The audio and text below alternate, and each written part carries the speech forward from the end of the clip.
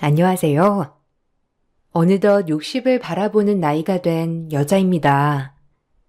많은 걸 겪었으면 겪었다고 할 나이임에도 불구하고 아직도 모르는 것 투성이에요. 오늘은 그런 저의 이야기를 한번 풀어보려 합니다. 어렸을 적 부유한 친정 덕분에 어렵지 않게 자랐죠. 운명이었던 것인지 선을 봐서 결혼한 신랑하고도 정말 잘 맞았어요. 시댁에서도 참 예뻐해 주셨고요. 그렇게 알콩달콩 살다가 딸아이를 낳았고 세상에서 제일 행복한 여자가 된 것 같았어요. 그렇게 아무 탈 없이 평범하게 흘러가던 하루하루였죠. 남편이 하는 사업도 승승장구였고 아이도 밝게 자라고 있고 그 무엇보다 정말 행복한 삶을 살고 있다고 자부하던 나날들이었어요. 그러던 중 시어머니께서 생전 어느 정도의 재산 정리를 한답시고 저희에게 가지고 계시던 고시원 건물을 양도해 주신 일이 있었죠. 내가 살면 얼마나 살겠니? 빨리빨리 재산 분할도 해놓고 해야 너네가 나중에 편할 거 아니야? 이런 것도 빨리 해놔야 너희도 복잡하지 않지. 너희한테는 그 목동에 있는 고시원 건물 해주려고 하는데 어떠니? 거기 꽤 괜찮아. 엄마, 좋죠, 뭐든. 그래도 오래 사셔야죠. 이렇게 미리미리 안 주셔도 돼요. 왜 벌써 떠날 것처럼 그렇게 말씀하세요? 내 주변 보면 부모 돌아가고 형제들끼리 싸우는 일이 허다 하더라. 그냥 살아있을 때 천천히 나눠주는 것도 괜찮아. 어머님, 감사합니다. 그래도 이렇게 미리 해주시지 않아도 서방님네랑 이랑 어디 싸울 사람들인가요? 괜찮아요. 그래도 내가 느낀 게 많아서 그래. 어쨌든 너희는 고시원 건물이 괜찮다고 하니까 그거 하나 양도해 주마. 감사하게도 시어머니는 목동에 큰 고시원 건물을 하나 양도해 주셨어요. 진작에 시댁과 친정에서도 받은 것들이 많아 넉넉하게 살고 있었지만 시어머니의 건물 양도로 조금 더 윤택해진 건 사실이었죠. 그래도 집에서 마냥 있기보다 소일거리라도 해야지라고 생각하며 어머님께 받은 고시원에서 학생들 밥을 해줬습니다. 아이도 원만히 잘 크기도 했고 집에서 마냥 노는 것보다 이렇게라도 나와서 바깥 일을 하니 집안에만 있는 것보다 덜 답답하더라고요. 아침 저녁으로 말이죠. 손맛 있다는 말을 꽤 많이 듣던 터라 잘 먹는 학생들을 보니 참 뿌듯하더라고요. 집 떠나 타지에서 고생하는 녀석들을 봐도 안쓰럽고 말이죠. 그렇게 밥을 해서 잘 먹어주는 학생들을 보면 그렇게 기쁠 수가 없었어요. 더욱더 봉사하는 마음으로 열심히 밥을 했죠. 와, 진짜 아줌마 밥 최고예요. 아니, 고시원에서 누가 이렇게 밥까지 해줘요. 감사합니다. 진짜 든든해요. 그래? 그럼 다행이다. 언제든 밥이랑 냉장고에 반찬, 그리고 김치 있으니까 차려 먹어. 집 떠나서 고생하는데 밥이라도 잘 먹어야 공부를 하지. 어머님, 아버님이 참 걱정하시겠다. 그래도 타지에 나와서 이렇게 공부하는 건데. 네, 뭐 걱정하시죠. 저희 같은 공부하는 학생들이 빨리 시험에 붙거나 해서 효도하는 길밖에 없는 것 같아요. 마음도 참 예쁘구나. 그래, 그렇게 생각만 한다면 넌 뭐든 할 수 있을 거야. 반찬 더 필요하면 말해. 꺼내다 줄게. 대부분 타지에 나와 사는 학생들은 하루라도 빨리 시험에 붙어 부모님 호강시켜드릴 생각을 많이 하더라고요. 정말 기특했어요. 이런 생각을 하루하루 하면서 좋은 마음으로 살아가고 있을 때였죠. 바람이 많이 불던 저녁, 여러 반찬들을 만들어 냉장고에 넣어두고 고시원을 나서려는데 고시원 앞에서 웬 남자아이가 쭈그려 앉아 있더라고요. 딱 봐도 중학생, 고등학생 정도 돼 보이는 아이가 말이죠. 큰 트렁크 하나를 옆에 둔 그 모습을 보고 그냥 지나칠 수 없어 지나가다 말을 걸었어요. 밤새 비가 온다는 말도 있었고 뭔가 사연이 가득해 보이는 저 얼굴을 보고 참 그냥 지나쳐지지 않더라고요. 그런 아이에게 말을 걸어보았어요. 하지만 돌아오는 대답은 없었죠. 무슨 사연이 있는 건지 고개를 푹 숙이고 도저히 아무 말도 하지 않더라고요.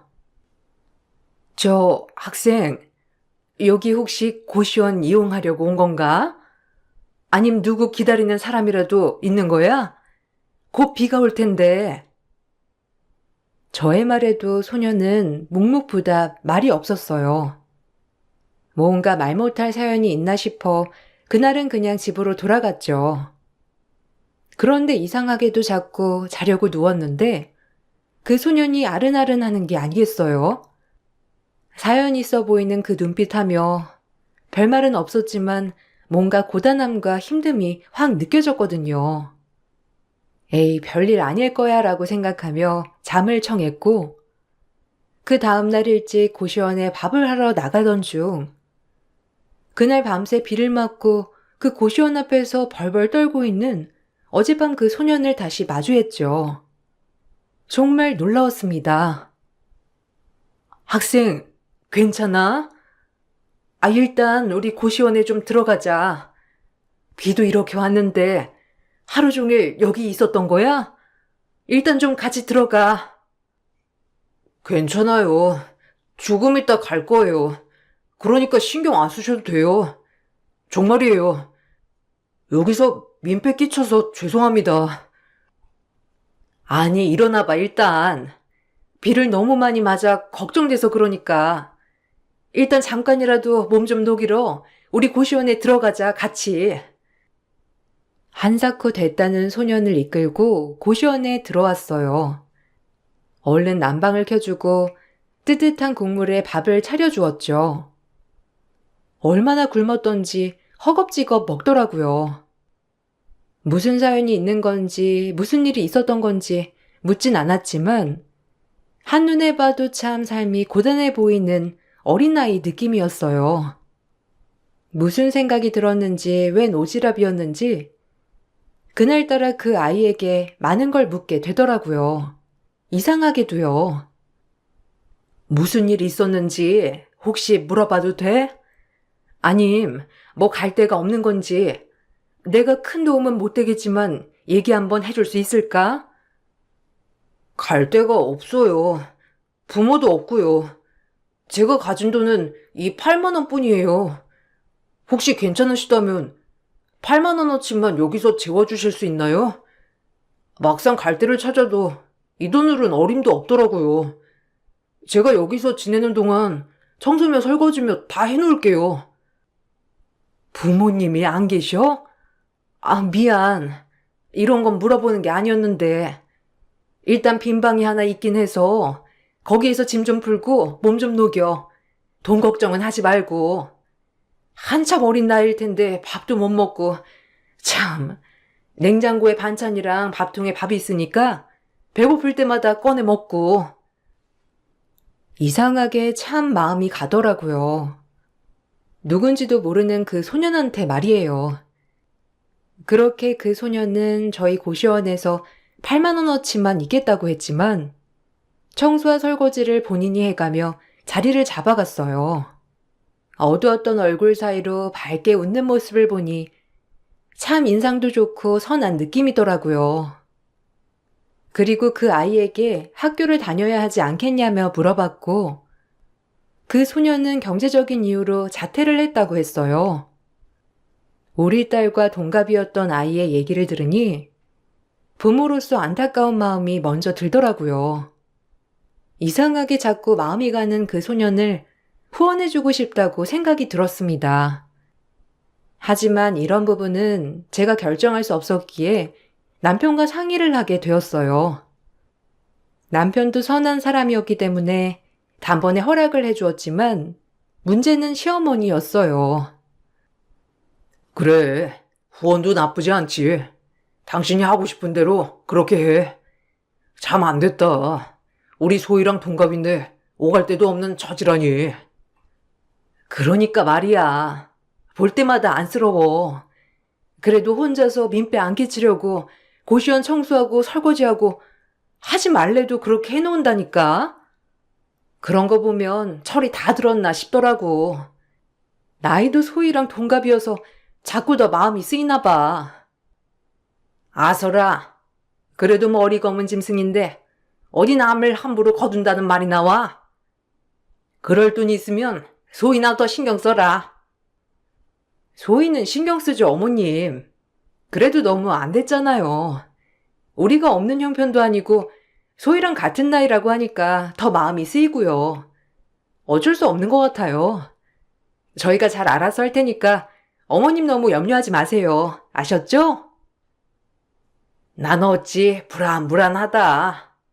생판 모르는 애를 왜 너희가 지원해줘야 하는지도 모르겠고. 참, 어디서 굴러온 애인 줄 알고.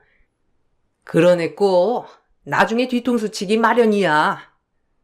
왜 너희가 쓸데없이 그런 애를 거두니? 자선봉사할 거면 고아원이나 이런 데 해라. 에이, 어머니. 좀 더 여유 있는 사람이 베풀 수도 있죠. 그냥 마음이 자꾸 쓰여서 그래요. 우리 소희 보는 것 같기도 하고. 시어머니의 반대가 있었지만 남편과 전 확고했기 때문에 그 아이를 지원하기로 마음을 먹었어요. 시어머니는 못마땅해 했지만 저희 결정을 따라 주었죠. 그렇게 모지신 분은 아니었거든요. 그렇게 후원은 시작되었죠. 그리고 아이에게 검정고시를 볼 기회를 줬고 열심히 공부를 할 수 있는 환경을 만들어줬어요. 아이는 내심 고마워하면서도 저희의 호의를 받지 않으려 했지만 정말 연신 고맙다고 하며 더 악착같이 공부하더라고요. 잘 몰랐는데 아이는 성적이 거의 상위권 이상이었어요. 한 번에 검정고시를 패스하고 대입 수능으로 서울대 법학과를 들어갔습니다. 정말 놀랍더라고요. 한편으론 안타까웠고요. 이런 재원이 그동안 오갈 데 없이 아무것도 안 하고 묵혀 있었다는 걸 보면서 참 안타까웠죠. 그리고 뿌듯하기도 했고요. 아주머 아저씨, 감사해요. 두 분 아니었으면 제가 지금 뭘 하고 있을지 상상이 안 가네요. 꼴랑 8만 원으로 여기까지 올 수 있었던 건 다 아줌마 아저씨 덕분이에요. 정말 감사합니다. 꼭 훌륭한 법조인이 돼서 제가 이 모든 거 다 갚아드릴게요. 아니야, 됐어. 갚을 생각 말고 너 행복 찾아갈 생각해.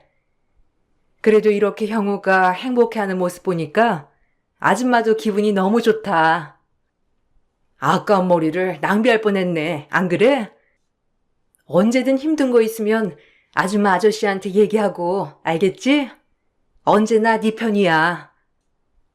제가 어떻게 갚을 수 있을까요, 이 마음을. 남인데도 불구하고 항상 손 내밀어 주시고 이렇게 걷어주시고 감사합니다.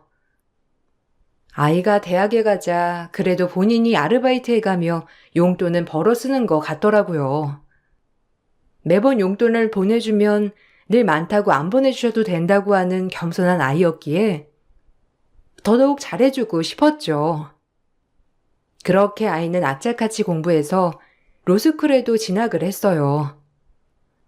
그리고 최고들 중에서도 제일 최고로 졸업을 하고 검사 시험에 합격을 했죠. 대학원 졸업식 날 눈물이 나더라고요. 아들 하나 키운 것처럼 말이에요. 혹시라도 나도 모르게 내가 눈치를 줬던 일이 있었을까라는 생각도 들었고 언제 이렇게 커서 훌륭한 사람이 됐을까 하는 마음도 들며 여러 가지 복잡한 감정이 마주했습니다. 그리고 결론은 너무 행복했어요. 이게 다 아줌마 아저씨 덕분이에요. 감사합니다. 평생 갖고 살게요. 그리고 저 역시 힘든 사람 그냥 지나치지 않고 아줌마가 베풀었던 것처럼 살 거예요. 너무 감사드려요. 평생을 다해도 모자라지만 정말 잊지 않겠습니다. 아줌마 아저씨. 아유, 형호가 이제 정말 어른이네. 17살 때 봤던 아이가 이젠 어엿한 30대를 바라보는 청년이 되었으니 딸 하나만 있어서 늘 허전했는데 아저씨와 아줌마도 형우 같은 아들 하나 생긴 것 같아 기분 좋았다 그동안. 우리 앞으로도 잘 지내보자. 그래 형우야. 언제든 아줌마 아저씨는 이 자리에 있을 거야. 그러니까 혹시라도 힘든 일 있으면 찾아와. 알겠지? 정말 감사해요. 이제 제가 더 잘해야죠. 아줌마 아저씨 은혜 절대 잊지 않을 거예요. 그러니까 건강하게만 계세요. 그렇게 그 소년의 오랜 후원은 끝이 났어요. 검사도 되었고 작은 아기 새를 둥지에서 떠나보냈다는 마음에 안도감과 섭섭함이 들더라고요. 그리고 뭔지 모를 뿌듯함까지 느껴졌죠.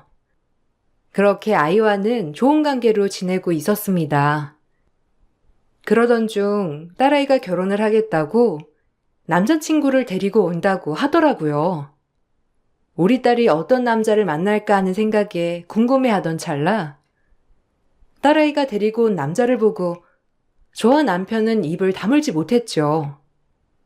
그 남자는 바로 저희가 후원을 한 소년이었거든요. 엄마, 아빠, 놀랬지? 나 사실 형우랑 만나고 있었어.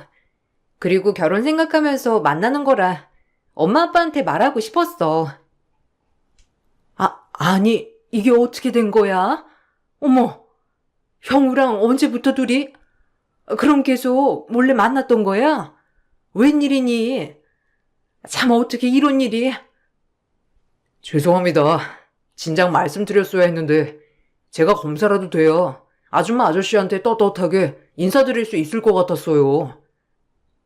아유, 형우라니. 아니 어떻게 이런 일이. 내가 근데 형우라면 진짜 보장하지 인성은. 안 그래 여보? 오히려 엄한 놈 데려온 것보다 우리 형우라니. 오히려 아빠는 찬성이다. 착실하고 성실하고 12년을 지켜본 결과 형우 같은 애 아주 진국이야. 처음엔 조금 놀랐고 무슨 감정인지 모르게 섭섭함이 밀려왔죠. 그동안 몰래 속였다는 생각이 말이에요. 하지만 바꿔 생각해보니 형우는 어렸을 때부터 우리가 알던 애고 성실하고 겸손한 아이인 걸 누구보다 더 많이 지켜봤기 때문에 하나밖에 없는 딸아이를 맡겨도 될 만하겠더라고요. 오히려 좋았습니다. 그리고 형우가 온전한 가족이 된 것 같아 기분이 참 벅차 오르더라고요. 아니 어쩌다 둘이 만나게 된 거야. 난 형우라면 두 팔 벌려 환영이지만 진짜 감쪽같이 어떻게 이럴 수 있어. 그렇게 됐어. 진작 말하고 싶었는데 형우가 꼭 본인이 좀 떳떳해질 때 말하고 싶다고 해서. 우리 허락해 줄 거지? 엄마 아빠? 난 형우라면 환영이다. 그동안 지켜본 결과 우리 형우만한 애가 없잖아. 안 그래 여보? 난 형우라면 두 팔 벌려 환영이야. 엄마도 마찬가지야. 엄마 눈 만나는 것보다 형우라면 안심이지. 그나저나 진지하게 결혼까지 생각하고 있다는 거야? 형우 어차피 검사 임용도 됐겠다. 우리 이제 어린 나이 아니잖아. 결혼 허락해 주시면 결혼하고 싶어요, 형우랑. 저도 마찬가지예요. 제가 이악 물고 공부했던 이유도 소희랑 결혼하기 위해서였어요. 아줌마 아저씨한테 실망시켜드리고 싶지 않았거든요. 허락해 주시면 정말 소희한테 평생 잘하겠습니다, 아줌마. 아니, 어머님, 아버님, 허락해 주십시오. 그렇게 딸과 형우는 결혼을 하게 해달라며 말을 하였고, 저희는 허락을 해 주었어요. 기쁘더라고요. 딸아이가 사랑하는 사람을 만나는 것 같아서 행복했고, 또 그 사람이 우리가 예뻐하는 형우라는 사실도 너무 좋았죠. 그렇게 결혼을 준비하며 두 사람을 축복해주는 과정에 이르렀어요. 고시원으로 한 여자가 찾아오더라고요. 전 혹시라도 방을 보러 온 사람인가 싶어 따뜻하게 맞이했죠. 여기요? 혹시 여기가 윤소희 부모가 운영하는 고시원 맞나요? 내가 잘 찾아왔나 몰라. 여기가 맞는지 안 맞는지. 아, 맞는데요. 혹시 소희 아시는 분이세요? 여기 소희는 잘 안 오는데. 제가 소희 엄마입니다. 혹시 뭐 때문에 찾으시는지? 아, 잘 찾아왔네요. 소희 말고 소희 부모님 좀 뵙고 싶었는데. 저 이영우 엄마예요. 우리 형우 아시죠? 검사 아들. 네? 형우 엄마요?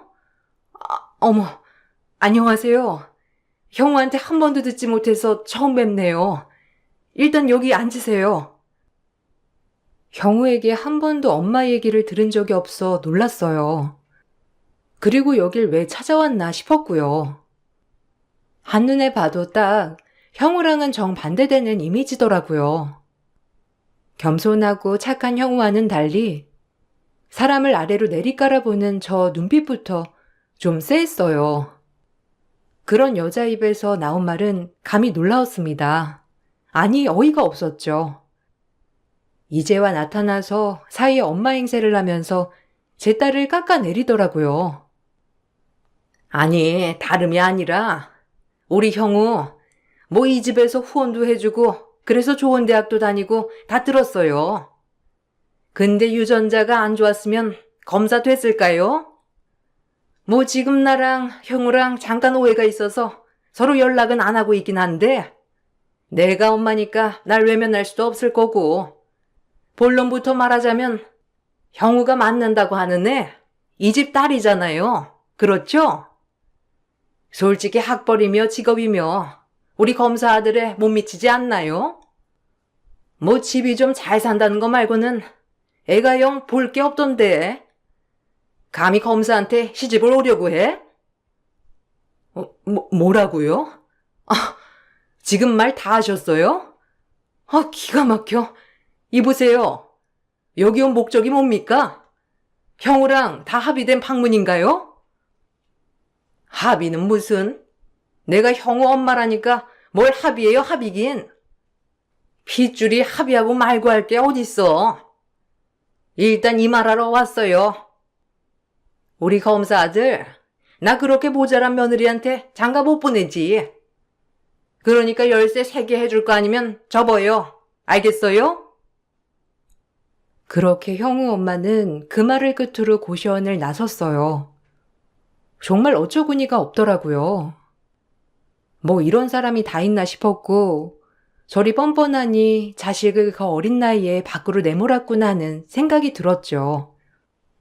사위에게 절대 돌려받자고 한 후원은 아니었지만 최소 고맙다는 말이라도 할 줄 알았는데 형우 엄마는 이 결혼 시킬 거면 열쇠 3개, 즉 집차 나중엔 변호사 사무실까지 차릴 그 열쇠를 가져오라고 했어요. 이 말을 들으니 정신이 번쩍 차려지더라고요. 아무리 사이가 좋아도 우리 딸 고생까지 해가며 결혼을 시키고 싶진 않았거든요. 전 그 길로 형우와 딸을 불러 얘기를 했죠. 사이는 그 얘기를 듣자마자 노발대발 하더라고요. 알겠는지 모르겠는데 형우 너희 엄마 오늘 왔다 갔다. 아, 결혼에 대해 알고 계시더구나. 근데 애석하게도 우리 소희가 마음에 안 드시나 봐. 나 또한 네가 너무 마음에 들지만 굳이 우리 소희를 반대하는 집에 시집 보내고 싶진 않아. 어떻게 생각하니? 그 여자 엄마 아니에요, 정말. 아니, 그 여자가 그동안 그렇게 나 버리고 숨어 살다가 어떻게 내가 검사 됐다는 소식을 들어가지고 찾아왔나 본데. 신경 쓰지 마세요. 절 버린 그날부터 진작 끊어진 인연이니까. 어머님한테 이런 모습 보여드려서 죄송합니다. 엄마, 나도 형우한테 들었는데 진짜 갑자기 어떻게 찾아오신 거래. 안 그래도 법원에도 오시고 그랬나 봐. 아, 뭐야? 아, 어떻게 그런... 그래도 핏줄이라는 게 괜히 핏줄이 아니거든. 걱정이 앞선다 정말. 형우 너만 보면 당연히 문제가 되진 않지. 근데 그 어머님 때문에 우리 소희가 걱정이 돼서 그래. 그래도 우리 딸인데 고생하는 거 싫거든. 절대 문제되지 않게 할게요. 소희한테든 저한테든 결혼에 있어서 어차피 참견할 수 있는 사람이 아니니깐요. 저 믿으시죠? 소희 눈에 눈물 나게 하는 일 없을 테니까 믿어주세요. 그 여자 저도 정말 진절머리 나거든요. 너무 싫기도 하고요. 전 사위에게 똑부러지게 말을 해놨고 사위도 본인의 어머니가 정말 원망스럽다고 했어요. 그리고 절대적으로 결혼에 방해가 되지 않게 하겠다고 약속했답니다. 그런 사위를 믿고 딸과의 결혼식을 준비해 나가기 시작했어요. 찝찝한 마음은 계속 들었지만 사위가 본인을 믿어달라고도 했고 사위를 쭉 지켜본 결과 단 한 번도 실망을 시킨 적이 없던 사람이었기 때문에 믿고 딸아이를 맡기기로 했어요. 그리고 그렇게 결혼식 날은 다가오고 있었어요. 정말 벅차더라고요. 12년 전 고시원 앞에 버려진 17살 소년을 법조인으로 키워 내 사이로 맞는 날이 오다니. 참 감회가 새로웠어요. 그리고 신부 대기실에서 예쁘게 웃고 있는 딸아이를 보자 더 벅차 올랐습니다. 이 두 사람 그저 잘 살길 바라는 마음으로 정말 바라고 바랬죠. 그렇게 딸아이를 바라볼 무렵 한 여자가 결혼식장에 쳐들어오더라고요. 그 여자는 사이의 친모였어요. 잔뜩 화가 난 얼굴로 신부 대기실에서 소리쳤어요. 아, 나 몰래 이런 결혼식을 진행하겠다? 네가 꼬셨니? 우리 영호 네가 꼬셨지? 너 같은 며느리 둔 적 없어. 어디 검사한테 홀랑 시집을 오려고 해? 네가 가당키나 한 줄 알아? 네가 나한테 해준 게 뭔데 감히 우리 형우랑 결혼을 해? 이 보세요. 제정신입니까? 여기가 어디라고 와서 행패해요? 자식 버리고 그렇게 모질게 나갔으면 그만이지. 어디 와서 자식 앞길을 망치려 들어? 뻔뻔해도 유분수지. 당장 안 나가요? 경찰 부르기 전에 여기서 썩 나가요. 꺼지란 말이에요. 내가 누군지를 알고 날 함부로 대해? 나 검사 엄마야. 친엄마라고. 우리 아들이 대한민국 검사라고. 어디서 날 하대해? 기가 막혔어요. 사이의 말로는 9년 만에 엄마가 나타났다고 하는데 9년 만에 나타난 사돈이 시애미 노릇하네요. 정말 어처구니가 없고 몸이 부들부들 떨리더라고요. 화도 엄청 났고요. 어쩜 저리 철판이 두꺼운지 아주 낯뜨겁더라고요. 신부 대기실이 소란스러워지자 사이가 곧장 달려왔습니다. 그러곤 본인의 엄마를 보자마자 강하게 끌고 나가더라고요. 그리고 본인 엄마를 밖으로 끌고 나와 강력하게 얘기했어요. 사위의 역대급 복수가 시작되었던 거죠. 아주 고소하더라고요. 9년 만에 나타나서 엄마 행세야? 나 엄마 잊고 산 지 오래야. 그 아저씨 만나 나 버리고 갔으면서 이제 와서 엄마라니. 나 군대에 있을 때 한 번 왔었지? 돈 달라고. 지긋지긋해 당신. 내가 모를 줄 알았어? 도박하고 도망 다니면서 계속해서 빚만 늘어나는 거? 나 검사인 거 잊었나 봐. 내 손으로 당신 깜빵 보낼 거야. 알아? 두고 봐. 다신 내 눈앞에 얼씬도 못하게 할 테니. 너 엄마한테 말버릇이 그게 뭐야? 네가 누구 덕에 이러고 사는데 그래? 네가 내 덕에 태어나서 이렇게 검사까지 됐으면 엄마를 떠받들어도 모자랄 판에 감히 엄마를 하대해? 그래봤자 너랑 나랑은 핏줄이야. 알아? 난 저 여자의 시어머니라고. 웃기지 마.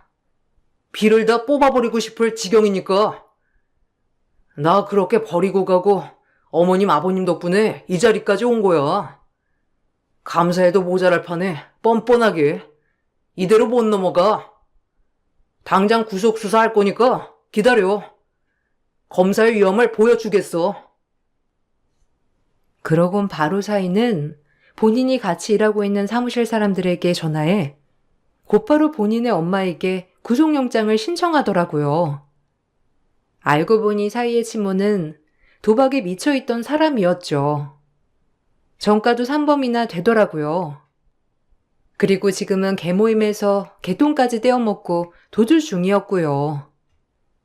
그런 사람이 뻔뻔하게 아들이 검사라며 고개를 빳빳이 들고 다녔더라고요. 정말 기가 막힐 노릇이었죠. 네가 나한테 감히 그럴 수 있어? 어떻게 그러니? 내가 널 낳았는데, 네가 누구 때문에 태어나서 검사가 됐는데. 나 어머님 아버님 아니었으면 이 자리까지 오지도 않았어. 그 전에 죽었거나 지금쯤 어디 막노동이나 하면서 세월을 보내고 있었겠지. 뻔뻔하게 날 버리고 가놓고 이제 와서 내가 검사가 되니까 왜 아쉬워? 당신 같은 사람 상종하지 않을 거야. 절대 내 엄마라고 부를 수 없으니 당장 이 자리에서 꺼져. 알겠어? 그리고 선처는 바라지도 마. 형량 세게 부를 거니까. 너 네가 어떻게 엄마한테 엄마가 살기 어려워서 잠시만 너를 그렇게 방치한 건데 어떻게 엄마한테 그럴 수가 있어? 그만하지. 구질구질하게. 17살 어린 나이에 버림받고 애가 얼마나 악착같이 살았는데 그건 몰라주고 그저 본인 힘든 얘기만. 그러니 이렇게 멸시당하고 무시당하지. 당신 인생 그렇게 살지 마. 알겠어? 도덕적이지 못한 인간이 어디서 시어머니 질이야? 내 사이, 아니 내 아들 같은 사이한테 앞으로 한 번만 더 나타나면 넌 그때 내가 머리통을 다 뽑아버릴 줄 알아. 저의 말에 기함을 하더니 곧이어 경찰들이 들이닥쳤어요. 그걸 보곤 뒷걸음질을 치더니 쏜살같이 달려나가더라고요. 참 우스운 꼴이 되었죠. 그리고 그날 결혼식은 무사히 진행되었어요. 잠시 혼란이 있었지만요. 결혼식 때 사위 쪽 혼주석이 비어 마음은 안 좋았지만 그 어느 때보다 사위는 행복해 보이더라고요. 그리고 신부 부모님께 인사할 때 어찌나 그렇게 사위가 눈물을 흘리던지 딸을 시집 보내는 마음보다 그 어린 가엾은 소년이 이렇게 커서 훌륭하게 자랐다는 벅차오름에 눈물이 펑펑 쏟아졌답니다. 그리고 저희 딸과 사위는 부부가 되었고 사위의 친모는 구속영장이 발부된 채 수사가 이어졌어요. 어디 내 몸에 손을 대? 네 아들 검사야. 이거 왜 이래? 참나. 일단 도박 하나 있다고 또 집어넣겠다고? 내 아들이 감히 누군 줄 알고 날 이렇게 모욕해도 되는 거야? 아주 가만 안 둘 줄 알아, 너네. 너네 모가지 내가 날려버릴 거니까 그런 줄 알아. 아, 조용히 좀 하세요. 당신 아들 누군지 알 거 없고요. 저흰 떨어진 명령만 하는 겁니다. 개돈 다 어디다 썼어요? 지금 이 아주머니들이 합의 안 해주면 아주 막 구속이에요. 알아요? 도박에 사기에 아주 가지가지 하시네 정말. 아, 내가 구속이 된다고? 웃기네. 우리 아들이 검사인데 날 이렇게 내버려 둘 것 같아? 절대 안 되지. 마음대로 해봐. 지금 정신 못 차리나 본데 이러고 있을 때가 아니에요. 그 사람들 찾아서 합의해도 모자라. 알겠어요? 태평하네 진짜. 사이의 친모는 그렇게 발악을 했지만 결국 합의를 받지 못해 구속이 결정되었고 엎친 데 덮친 격으로 도박까지 했던 게 합쳤더라고요. 초범이 아닌 데다가 이번에만 4번째 교도소행이었기에 이번엔 징역 7년이라는 무거운 형벌을 받았죠. 너 나한테 이럴 수 있어? 아니 어떻게 눈 하나 깜짝 안 하고 네가 나한테 이래? 넌 내가 가만 안 둬. 알겠어? 조용히 하세요.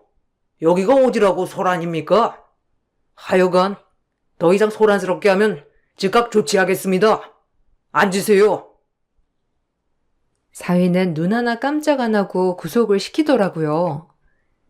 그렇게 9년 만에 나타나 시애미 노릇을 하려고 했던 사도는 결국 비참한 교도소행으로 마무리되었답니다. 사실 이런 걸 보고 인과응보라고 하죠. 아무리 사위가 본인의 친모를 미워한다 해도 본인 마음이 아플 것 같아 따로 물어보진 않았어요. 하지만 사위는 그럼에도 불구하고 더 밝게 지내면서 잊어가고 있더라고요. 본인을 버린 엄마 얼마나 원망스러울까. 그 마음이 참 저는 헤아려지지 않지만 그래도 사위가 지금에야 마음이 편해졌다고 하면 오히려 잘된 일이라고 생각이 들어요. 그 정도로 사위는 행복해질 자격이 충분하거든요. 제가 바라기도 하고요. 고마워. 그리고 우리 소희랑 결혼해줘서도 고맙고 이렇게 잘 자라줘서 너무 고맙다 형우야. 참 어릴 때 봤는데 벌써 이렇게 어른이 된다니. 우리 인연도 보통 인연이 아니지? 앞으로도 지금처럼 잘 지내보자. 고맙고 사랑한다 형우야. 제가 할 소리죠. 정말 걷어주시고 은혜 베풀어 주셔서 감사합니다. 아마 죽을 때까지 제가 이 은혜를 갚을 수 있을까요? 그렇게 지나치지 않고 걷어주는 게 쉽지가 않으셨을 텐데 저 역시 장모님처럼 어려운 학생들한테 베풀며 살 거예요. 앞으로 제 행보 지켜봐 주세요, 장모님. 그리고 소희는 걱정 마세요. 무슨 일이 있어도 제가 옆에서 잘 지켜나갈 거니까요. 저도 사랑합니다. 엄마, 고마워. 이 사람 이렇게 훌륭하게 뒷받침해줘서 엄마 덕분에 내가 제일 행복하네. 너무 고마워, 엄마, 아빠. 지금은 시간이 참 많이 지났어요. 벌써 사위와 딸은 토끼 같은 손자, 손녀를 낳았고 사위는 본인이 베품을 받아서인지 아직까지 고아원이나 양로원에 봉사를 많이 다닌답니다. 그야말로 정말 멋진 장년으로 자랐죠. 사람 인연 어떻게 될지 몰랐지만 이렇게까지 되고 보니 사위와 저는 보통 인연이 아니었구나 싶기도 해요. 사위는 항상 저에게 고맙다고 하지만 지금은 제가 더 고마운 게 많답니다. 딸이 하나에서 아들이 하나 생긴 기분이고 더더구나 이렇게 착실하고 멋진 사이라니 더더욱 더할 나위 없죠. 아, 사위의 친모는 징역을 다 살고 나와 어디 외딴 섬에 들어가서 산다고 했는데 그로부터 연락은 정말 끊겼어요. 저희도 이사를 했고 사위도 번호를 다 바꿨거든요. 본인 인생 본인이 꼬았다고 생각이 드네요. 이 글을 쓰면서 그때로 돌아간다면 난 똑같이 사위를 모른 척하지 않고 걷어줬을까라고 생각한다면 정말 그럴 것 같아요. 이상하게 정말 신경이 계속 쓰였거든요. 아마 우리 식구가 되려고 그랬나 보다 하고 지금은 남편이랑 종종 얘기하기도 하죠. 이렇게 글로 풀고 보니 참 다시 한번 새록새록 떠오르네요. 그때 그 시절이 말이에요. 여러분들, 제 이야기가 재밌으셨나요? 여러분들도 꼭 주변에 좋은 일만 일어나길 바랄게요. 우리 모두가 행복해지는 그날을 바라면서 글을 마무리하겠습니다. 안녕하세요. 경기도에 살고 있는 40대 초반 여성이에요. 이런 글을 쓰게 될 날이 올 줄은 정말 몰랐지만 지금은 가벼운 마음으로 글을 쓰게 돼서 정말 기쁘답니다. 저의 결혼 생활은 지금 돌아보면 참 답답하고 후회가 많았던 결혼 생활이었어요. 남편과 처음 결혼할 때부터 제가 대학을 안 나왔다는 이유로 시어머니는 절 탐탁치 않게 여기셨지만 그래도 허락은 해주셨죠. 저 역시도 그런 어머님께 감사하는 마음으로 지냈고요. 살림살이 독인객인이라 누가 집을 해줄 수도 없는 형편이어서 결혼 후 10년 동안 내조하며 아르바이트하고 남들한테 짠순이라고 손가락질까지 받아가며 돈을 악착같이 모아 결국 내 집 마련에 성공하였답니다. 그렇게 제 인생 탄탄대로만 걷는 줄 알았어요. 집을 샀을 때 그 쾌감 정말 잊지 못할 것 같은 순간이었어요. 우리가 드디어 집이 생겼어. 이제 이사도 안 다녀도 되고, 10년 동안 전세 월세 서러움 많이 받았으니, 이제 좀 즐기며 살아보자.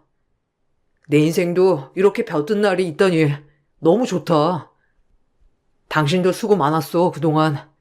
나 만나서 고생하느라. 아니야, 우린 가족이잖아.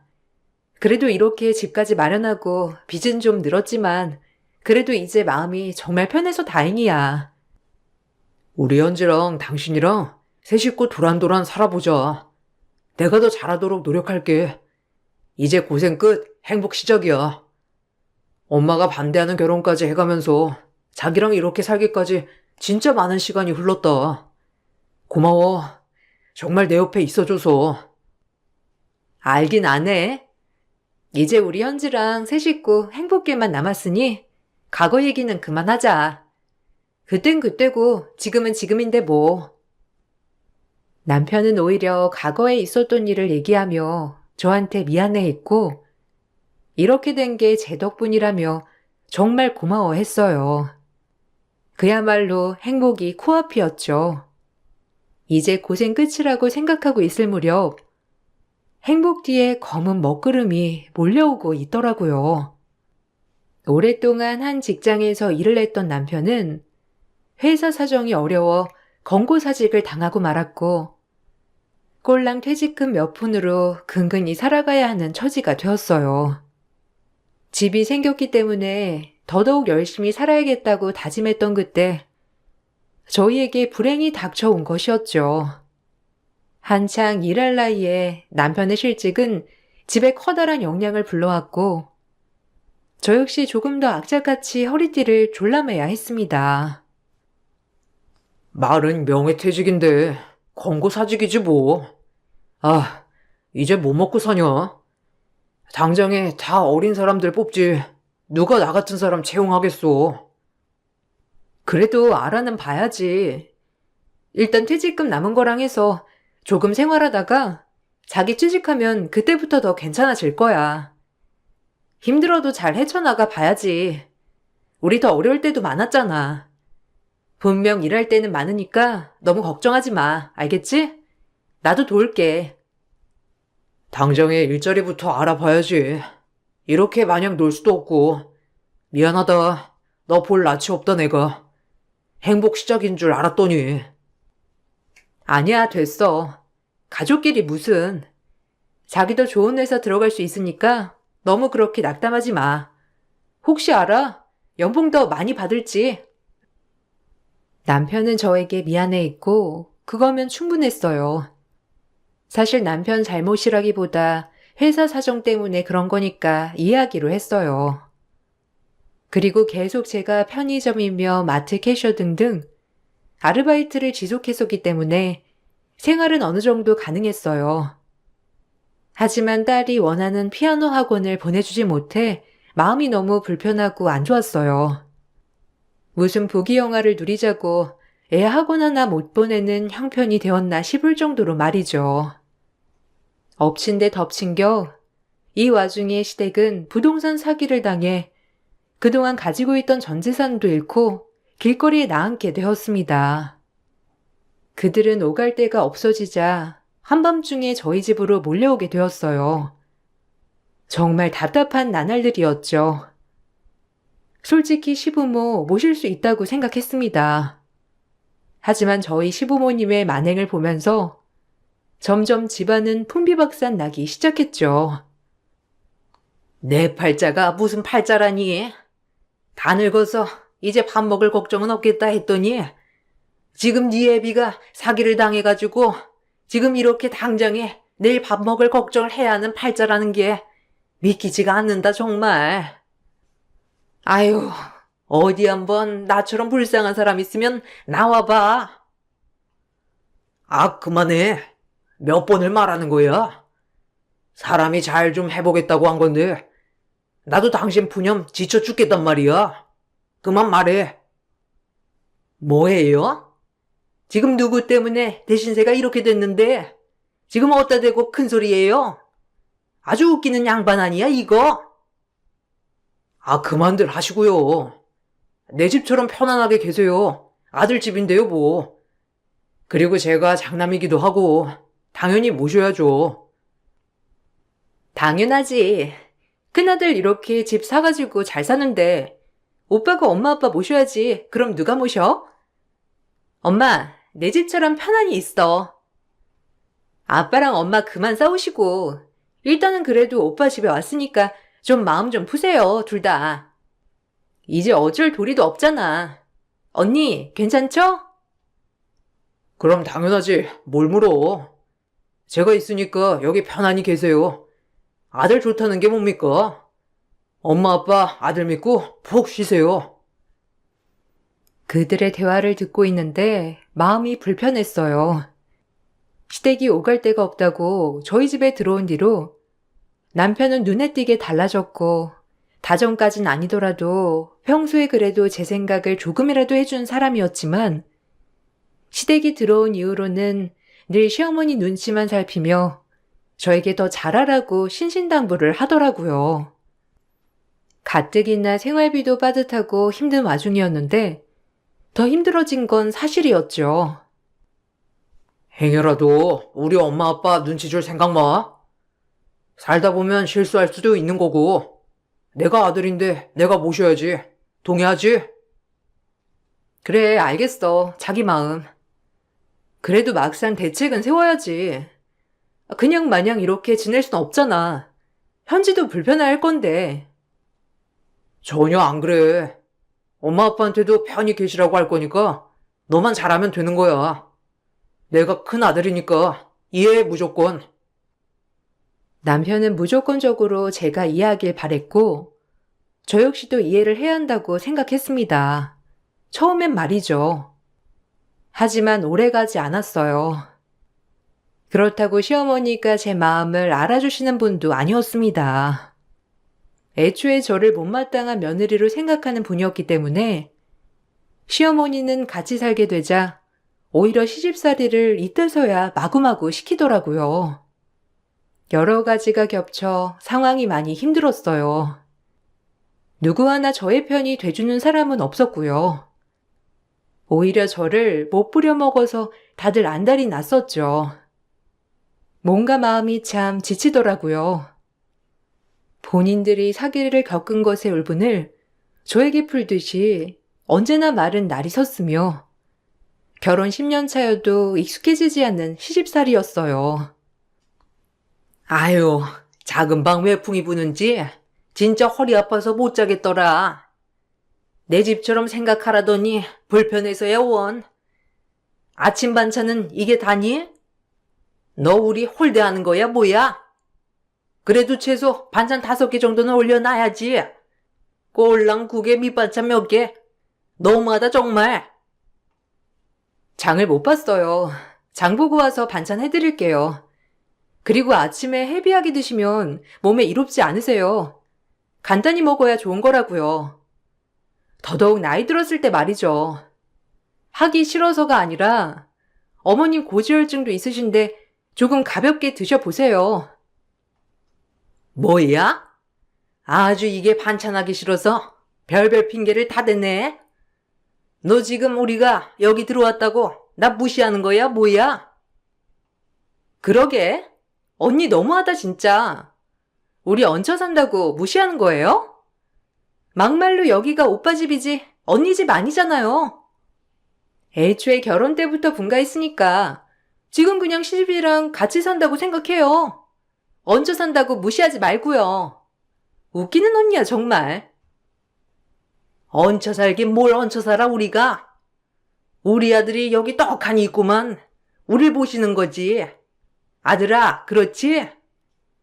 너 앞으로 우리한테 말 조심해. 알겠어? 꼴랑 집 하나 가지고 아주 기세등등해서는 시미하기를 우습게 알지? 가만 안 둔다. 중간중간 시어머니와 시누이의 대화 소리에 정말 듣기 거북하더라고요. 우리 집에 와서 이렇게 살고 있다는 게 당연한 것처럼 얘기를 하는 게 정말 뻔뻔하다고 생각했고 원래도 살가운 사람들은 아니었지만 이렇게 힘들 때 서로 예쁜 말만 해주고 서로 위해주면 얼마나 좋을까라는 생각이 들면서 황당하고 기가 찰 노릇이었습니다. 무시하긴요. 비하기 너무 심하셔요, 아가씨랑 어머님. 그런 거 아니니까 오해들 마세요. 저도 억울하긴 마찬가지예요. 당신 그만 못해? 엄마 죄송해요. 그리고 작은 밤 외풍 불면 우리 방이랑 교체해서 주무실래요? 저희 방엔 화장실도 있어서. 에이구, 그럴까? 난 그럼 좋지. 사실 어른들이 안방 쓰는 게 낫지. 작은 방 쓰는 게 보기가 좀 그렇잖니. 우리 아들 최고다. 진작 그랬어야지. 엄마 아빠가 안방 써야지. 언니랑 오빠가 안방 쓰는 게 말이 돼? 그래 엄마. 허리 편한 데서 주무시는 게 낫지. 오빠 없었으면 큰일 날 뻔했네. 새언니 입에선 절대 이런 말 안 나오잖아. 방 바꾸자는 말. 어디 저 표정 보면 무서워서 말 시키겠나? 내가 미쳤지. 쟤랑 우리 아들이랑 결혼을 시키다니. 아주 다른 집 며느리 같았으면 벌써 방 바꿔줬을 게다. 아주 모진 것이야. 그걸 이제 알았어, 엄마는? 우리 여기 온 것도 아주 못마땅해 하는 것 좀 봐. 남들은 얼른이라도 오라고 할 텐데 하여간 언니는? 때리는 시어머니보다 말리는 시누이가 더 밉다고. 시누이는 사사건건 저렇게 비아냥대며 말꼬리를 잡았죠. 아주 저 주둥머리를 콱 한 대 쥐어받고 싶었던 적이 한두 번이 아니었어요. 나이도 어린 게 어쩜 저렇게 대놓고 얄미운지 참 가지가지 하더라고요. 그리고 하룻밤 주무시고 작은 방이 불편하다는 어머님에게 남편은 저와 상의도 없이 안방과 작은 방을 바꿔드린다고 하더라고요. 그렇게 오히려 주객이 전도되는 상황이 돼버린 거죠. 시어머니는 신이 나서 안방에 침대며 가구며 본인이 쓰게 되었고 저희는 작은 방을 쓰게 되었어요. 여기까지도 좀 어이가 없던 부분이었지만 그래도 이 정도까진 정말 어른에 대한 예의로 참자고 마음을 다스렸어요. 남편이 실직한 상태인 걸 시댁은 몰랐기 때문에 매일같이 남편은 취직 자리를 찾는다는 핑계로 아침부터 밖에 나가게 되었고 저는 딸린 식구가 많아진 관계로 아르바이트를 늘려야만 했습니다. 하지만 그 어느 누구 하나 생활비 한번 보태겠다고 하는 식구들은 없었어요. 그야말로 저 혼자 아등바등 하는 삶이더라고요. 남편의 퇴직금은 떨어져만 가고 있었고요. 저 좀 나갔다 올게요, 어머님. 현지 오면 점심만 챙겨주실 수 있을까요? 제가 오늘은 좀 늦을 것 같은데 이것저것 해야 해서. 너 아주 잘 싸돌아다닌다. 네가 하는 게 뭐가 있다고 이렇게 싸돌아다니기만 하는 거야? 늙은이들 제때제때 밥이나 챙겨주고 내조나 잘하면 되는 거지. 아주 우리 아들이 벌어다 준 돈으로 펑펑 쓸어 다니기 바쁜 거지? 애초에 머리에 든 것도 없는 네가 우리 며느리가 된다고 했을 때부터 걱정했다. 이 집 누구 덕분에 사는 거야? 네가 지금? 네가 우리 아들 아니었으면 이런 집이 가당키나 해? 우릴 모신다고 생각해. 알겠어? 네가 얹혀 살면 얹혀 사는 거지. 절대 우리가 얹혀 사는 거 아니니까. 명심해라. 너무하신 거 아니에요? 어머님 이 집 저 아니었으면 절대 못 샀어요. 생활비도 아끼고 아르바이트도 2탕이나 뛰어가며 마련한 돈으로 대출 못해서 산 집이라고요. 어머님 아들 월급으로만 이런 집이 가당키나 한 줄 아세요? 저 다녀올게요. 저것이 아주 시애밀무시해. 지금 내가 이러고 있다고 무시하는 거지? 너 어디 두고 봐라. 우리 아들 오면 다 일러줄 거야. 너무 화가 나 그대로 어머님께 쏘아붙이고 아르바이트를 나갔어요. 마음 같아선 애비가 실직 상태라 일을 나가야 한다고 말을 하고 싶었지만 남편이 절대 비밀이라고 시댁 식구 걱정시키고 싶지 않다고 저에게 간곡히 부탁을 하였기 때문에 저런 모욕을 들어도 꾹 참아야만 했죠. 오전에 편의점 알바, 오후에 갈비집에서 아르바이트를 하고 귀가하던 길 진짜 지치더라고요. 그렇지만 퇴근한 저에게 돌아온 건 시댁 식구의 비아냥과 남편의 폭언이었습니다. 남편도 스트레스가 이만저만이 아니라 그런지 변하더라고요. 아니 원래 그런 모습이었지만 제가 있어 좋은 모습만 봤을지도 모르겠다는 생각을 했어요. 남편은 저에게 절대 힘이 돼주는 존재가 아니었고 오히려 시어머니 편에 서서 저를 더 힘들게만 하는 인간이었거든요. 이 집에 마음 붙일 때라곤 없었어요.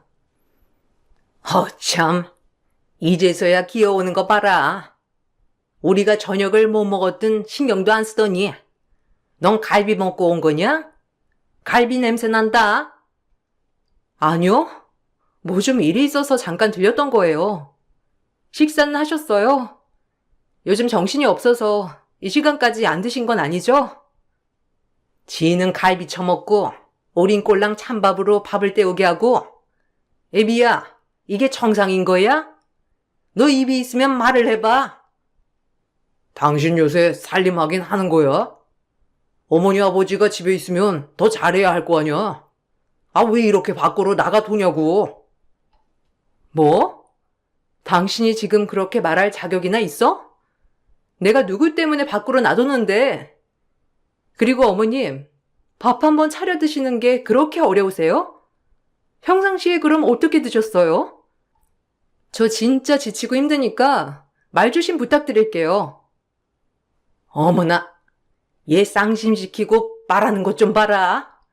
애비야, 너 있는 데서도 이러는데 나 혼자 있을 땐 오죽하겠냐?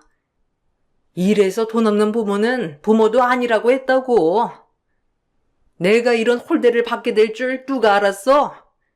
천하의 나쁜 것 같으니라고. 아주 못됐어. 당신 얼른 사과 안 드려? 어머니한테 당장 사과 드려. 안 그러면 용서 안 할 줄 알아? 내 부모다 생각하면 이게 이럴 일이야? 남편과 시어머니의 어이없는 개소리에 말문이 막혔어요. 그리고 남편의 이런 태도들이 정말 실망스럽고 이제서야 본색이 나오는구나 싶은 것이 미어지기 시작하더라고요. 이렇게 마마보이인 줄 알았으면 결혼하지 않았을 텐데 라는 후회와 함께 말이죠. 늘 이런 식이었어요. 밖에 나가 힘들게 아르바이트 두탕세탕 하는 저는 나중에 없었고 집에서 뜨신 밥 먹는 시부만 걱정하는 남편이었어요. 시어머니는 원래 그러신 분이니 그러려니 했지만 남편과의 관계가 악화되자 솔직히 참기가 좀 힘들었습니다.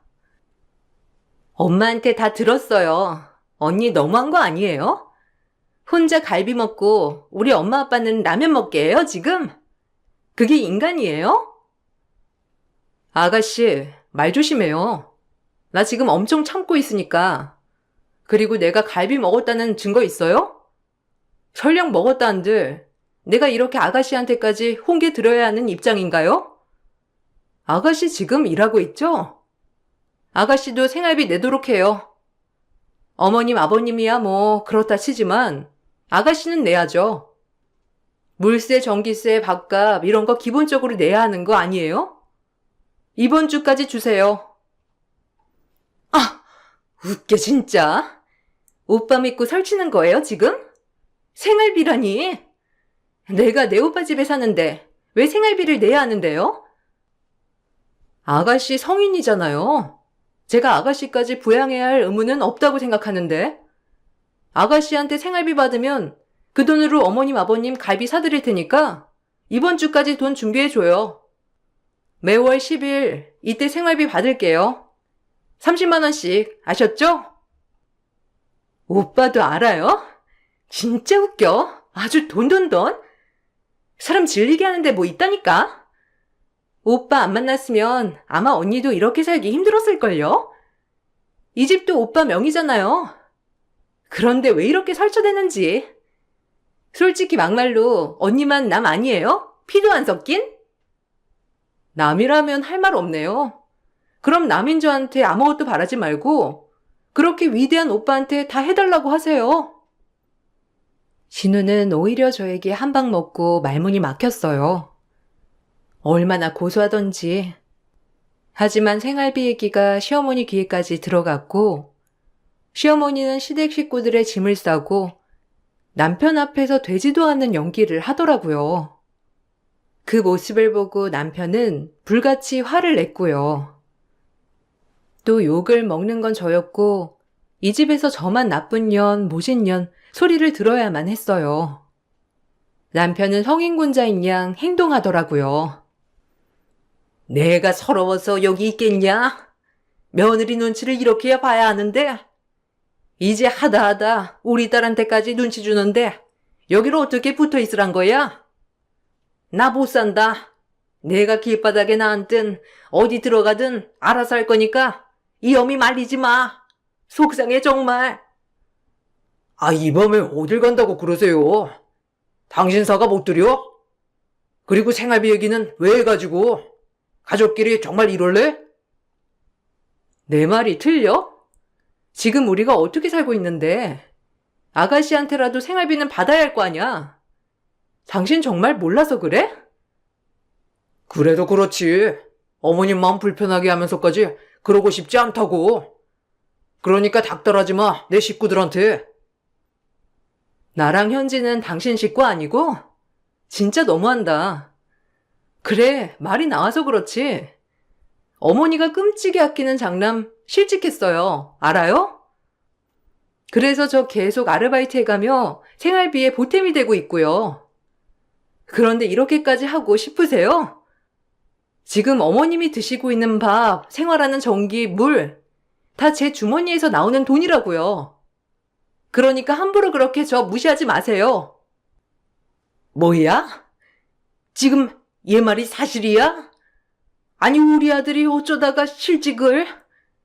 이게 다 저 대학도 못 나온 게 내조를 잘 못하니까 밖에서 이런 꼴을 당하는 거 아니야? 아유 속상해. 그래서 너 잘났다 이거냐? 지금 생색내는 거야? 대학도 못 나온 게 어디서? 너무 화가 나 남편의 실직한 것을 다 폭로했지만 시어머니는 남편의 실직 사유도 모두 저 때문이라고 하더라고요. 그저 제가 못나서 남편 뒷바라지를 못해 생긴 일이라고 하였어요. 이래도 욕먹고 저래도 욕먹는 건 마찬가지였습니다. 시댁과의 학가 생활이 길어지자 정말 앞이 안 보이더라고요. 돈은 모자라지 남편은 취직도 안 되지. 딸아이인 방도 없이 매일 저희 방에 와서 생활하는 일이 다반사였어요. 남편 또한 처음엔 취직을 하겠다고 이것저것 노력을 하는 것처럼 보였지만 이젠 제가 생활비를 벌어서 충당하는 것만으로도 만족하는지 점점 집에 있는 날도 많아졌고 그런 남편을 보며 시어머니 또한 쉬라고 오히려 부추기더라고요. 그동안 일했으니 이 정도는 쉬어도 되지 뭐.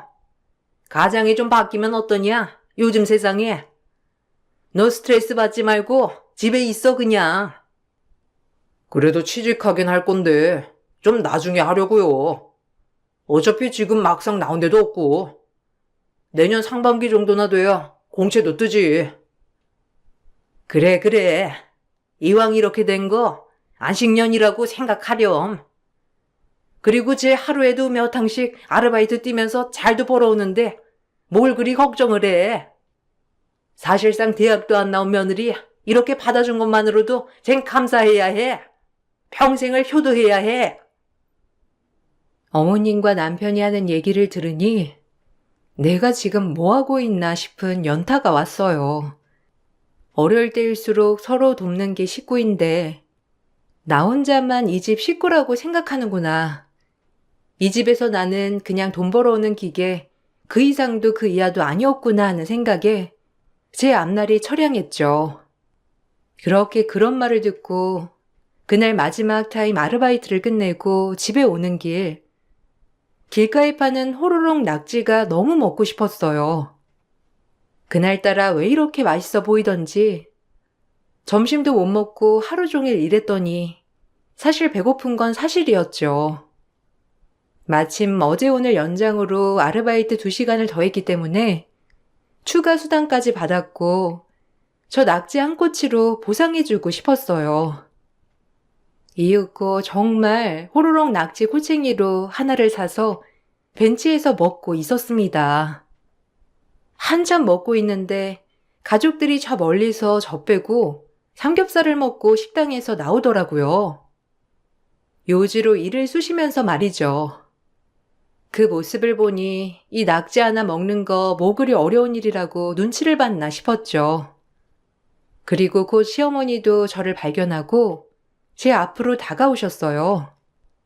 마침 잘 됐다. 같이 들어가면 되겠다 싶었던 찰나 시어머니가 다짜고짜 제 뺨을 내려치는 거예요. 순간 갑자기 맞은 거라 가방이고 낙지고 다 팽개쳐졌답니다. 어디 여자가 살림을 이리 해프게 해? 너 항상 이렇게 우리 몰래 혼자 뭐 처먹고 들어왔지? 혼자 처먹으니 맛있었어? 아, 엄마. 아, 그래도 그렇지. 길거리에서 뺨은 좀. 야, 너 진짜 너무한다. 우리는 입이 아니야? 혼자 낙지를 처먹었겠다. 그러고선 맨날 돈 없다고 하는 거구나. 네가 이러니까 엄마가 널 못마땅하게 생각하는 거야. 아직도 모르겠어? 어쩜 그래? 내 말이 틀리니? 얘 이거 한두 번 아니었을 거야, 아마. 매번 이런 식이었을걸? 맨날 일한다는 핑계로 나보고 밥 차려 먹으라고 하고 혼자 야금야금 처먹고 들어왔을 거 아니야. 아유, 분통해. 어디서 저런 걸 며느리라고? 넌 더 맞아야 해. 제가 집에 가서 따끔하게 교육할 테니까 엄만 좀 진정하세요. 진짜 너 집에 가서 얘기해. 아주 본때를 보여줄 테니까. 내 추가 수당 받은 걸로 낙지 좀 사서 먹었더니 다짜고짜 뺨이 날라오는 걸 보고 정말 눈이 돌아가더라고요.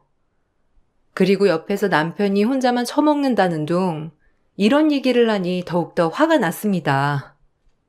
본인들은 저 없이도 삼겹살을 처먹고 잘 돌아다니는 마당에 힘들게 아르바이트한 저는 호로록 낙지 하나를 못 사 먹는다는 게 정말이지 염전에서 일하는 노예만도 못하다는 느낌이 들었거든요. 저야말로 즉시 가방에서 꺼낸 남편 통장으로 시어머니에게 맞뺨을 날렸어요. 제 뺨을 맞고 시어머니가 나가 떨어졌고 그 옆에 있던 남편에게까지 뺨을 날렸습니다. 제가 두 모자의 뺨을 3개 날려버리자 뒤에 있던 시누이 시아버지는 너무 놀라 헐레벌떡 달려왔죠. 미친 것들이 상종 못할 인간들이네 아주. 감히 내 뺨을 쳐? 말년에 아들비 치닥거리나 실컷 해, 이 미친 것들아. 언니, 미쳤어요? 아니, 그래도 그렇지 어른한테 뺨은 좀 심하잖아요.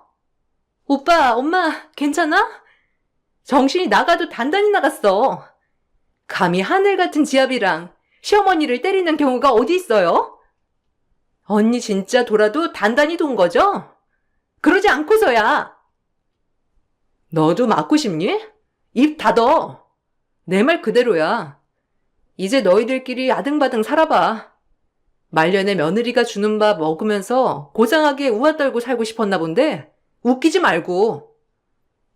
능력 없는 아들놈이 진 빚이나 치닥거리 하면서 아등바등 살아보란 말이야. 알겠니? 빚이라니? 이게 무슨 말이야? 우리 아들이 빚이 어디 있어? 착실하게 지금까지 일만 해왔는데 너 진짜 그럴래? 그렇게 아끼는 아들놈이 말 안 했나 보지? 당신 아들놈 모아놓은 돈 다 쓰고 취직하기 전에 캐피털에서 대출받은 거 모르나 보지? 야, 너 그럴래?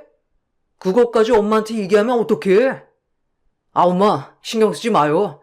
이거 별거 아니라서. 너 진짜?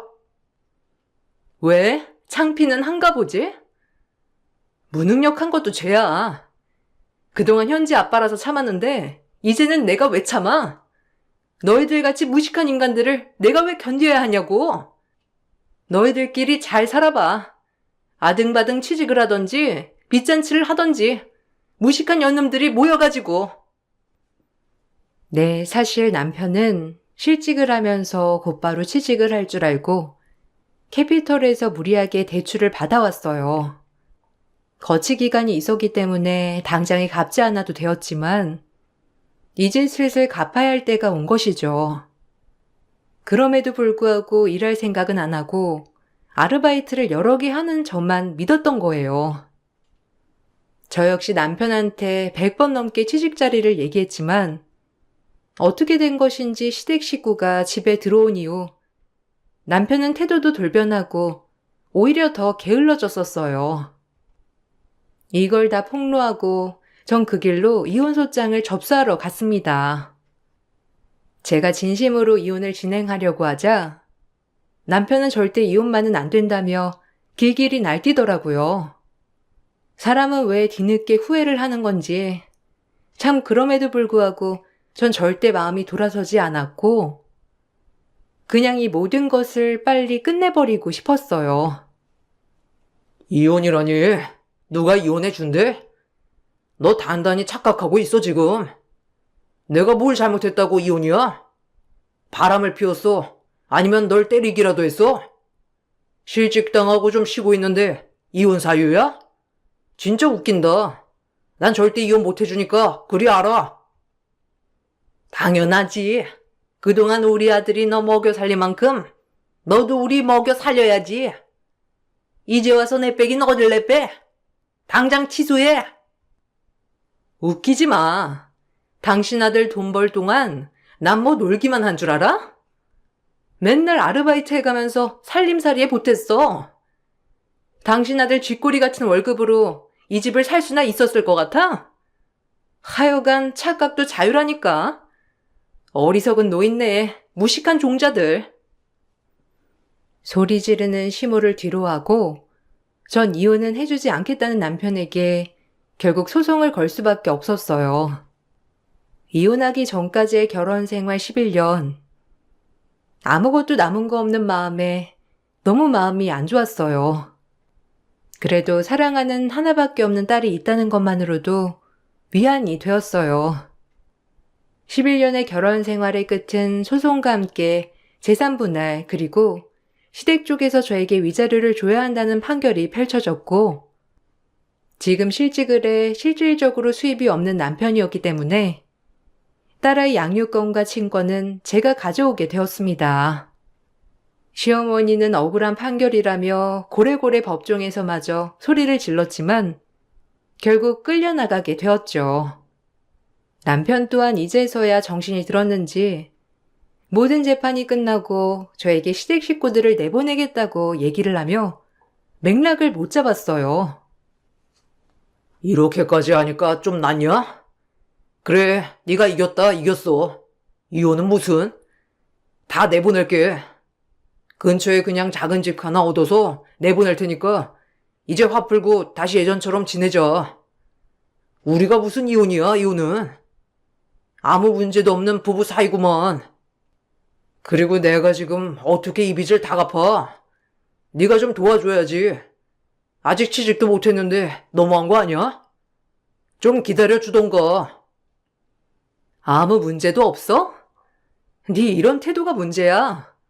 난 이 식구들도 식구들이지만 너한테 제일 실망이야. 엄마 치마폭에 숨어서 비난하고 남자 새끼들은 결혼하면 효자가 된다더니만 지금 네가 그 꼴이지 않아? 난 네가 했던 표정, 말투 다 못 잊어. 그러니까 판결대로 할 거야. 다신 찾아오지 마. 이제 너 볼 일 없으니까.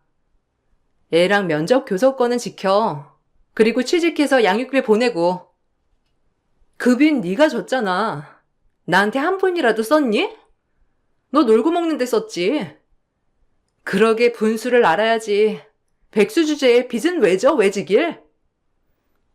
제가 단 한 번도 돌아서지 않고 바로 이혼을 강행하자 남편은 이제서야 후회가 되는지 절 아주 절절히 붙잡고 매일 연락을 해대며 제 마음을 돌리려 했어요. 하지만 어림없었죠. 남편이 제 마음을 돌리기 힘들자 시어머니와 시누이까지 나섰지만 한 번 돌아선 제 마음은 절대 돌아서지 않았어요. 저희가 힘들게 10년 만에 마련한 집은 결국 재산분할이 되어 빚을 갚고 제가 기여한 바가 컸다는 법원의 판결대로 저에게 돌아왔고 악자까지 뜯어낸 위자료와 함께 딸아이와 둘이 살 작은 전셋집을 마련했습니다. 그리고 지금은 안정적으로 중소기업 격리 일을 하고 있어요. 그래도 엄마기 때문에 딸을 위해 열심히 살아야겠다는 생각이 들었거든요. 저에게 재산분할과 위자료로 모든 돈을 탕진한 시댁은 결국 쪽방살이를 하게 되었고 남편은 그제야 취직이 급급했는지 이곳저곳 기웃대다 지금은 일용직을 나간다고 합니다. 시누이는 본인이 벌어서 부모를 부양하고 있으니 시부모님과 트러블이 장난 아니라고 했고요. 정말 이 얘기를 들으니 내가 그동안 뭐 했던 건지 싶더라고요. 이렇게 홀가분하고 행복한 것을 말이죠. 딸에게 아빠에 대한 부재를 준 것 같아 미안하긴 하지만 그래도 그런 집에서 정신적으로 스트레스를 받느니 이렇게 사는 게 훨씬 행복할 것 같다는 제 판단이 맞는 것 같더라고요. 제가 이혼을 할 줄 몰랐듯이 사람 앞일은 한 치 앞도 모르는 거더라고요. 그래도 지금이 참 정신적으로도 건강하고 행복하답니다. 작은 월급이지만 딸아이에게 맛있는 것도 사줄 수 있고 제가 먹고 싶은 것도 먹고요. 이런 게 행복 아닐까 하는 마음에 늘 감사하며 살아가고 있어요. 여러분들도 작은 거에 감사하고 행복할 줄 알게 된다면 더 이 삶이 행복해지실 거예요. 제 글을 읽어주셔서 감사합니다. 안녕하세요. 요즘 하루하루 바쁜 나날들을 보내고 있는 자영업자입니다. 저는 피부 관리숍을 운영하고 있어요. 운영하면서 단골도 많이 생기고 입소문 듣고 오시는 분들도 많아졌답니다. 저는 어릴 적부터 공부를 잘 못했어요. 그러다 보니 집에서는 걱정거리이기도 했죠. 공부 대신 제가 흥미를 갖고 있었던 것은 피부 미용이었어요. 어릴 적부터 이것저것 팩으로 만들어서 해보기도 하면서 피부 미용에 관심을 많이 가졌죠. 그래서 성인이 되고 나서 본격적으로 피부 관련 미용을 배웠고 숍에서 일을 하다 1인 숍으로 창업을 하게 되었어요. 어느 정도 경제적인 능력을 갖추고 있을 때쯤 만나게 되었던 사람이 남편이었습니다. 남편은 지인의 소개로 만나게 되었는데요. 저보다 3살이 어린 사람이었고 만날 당시 아직 학생이었어요. 처음 남편을 봤을 때 착하고 순한 성격이 눈에 들어와 호감을 갖게 되었는데요. 저희는 그렇게 연애를 시작하게 되었습니다. 남편은 저와 다르게 공부를 어릴 적부터 잘했고 열심히 한 사람이었어요. 한 번의 명문대에 입학한 것은 아니지만 몇 번의 재수 끝에 명문대에 입학을 한 상태였고 법조인을 꿈꾸는 사람이라 로스쿨을 준비하고 있었어요. 그렇게 1년여 연애 끝에 저희는 임신을 하게 되었습니다. 저를 탐탁치 않게 생각했던 사람은 무엇보다 남편의 홀 어머니였습니다. 시모는 저의 직업에서부터 모든 것을 탐탁치 않게 생각을 하셨어요. 임신을 해서 결혼을 결심하게 되니 가장 많이 반대를 하는 사람이 바로 시모였어요. 나는 이 결혼 허락해 줄 수 없다.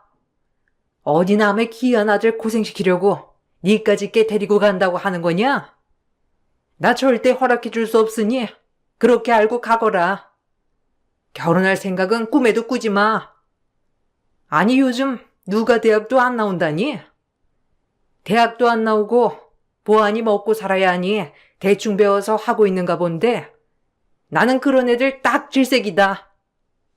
우리 애는 앞으로 장차 나라를 이끌어갈 사람이 될 팔자인데 너 같은 애가 우리 옆에 있으면 쓰겠니?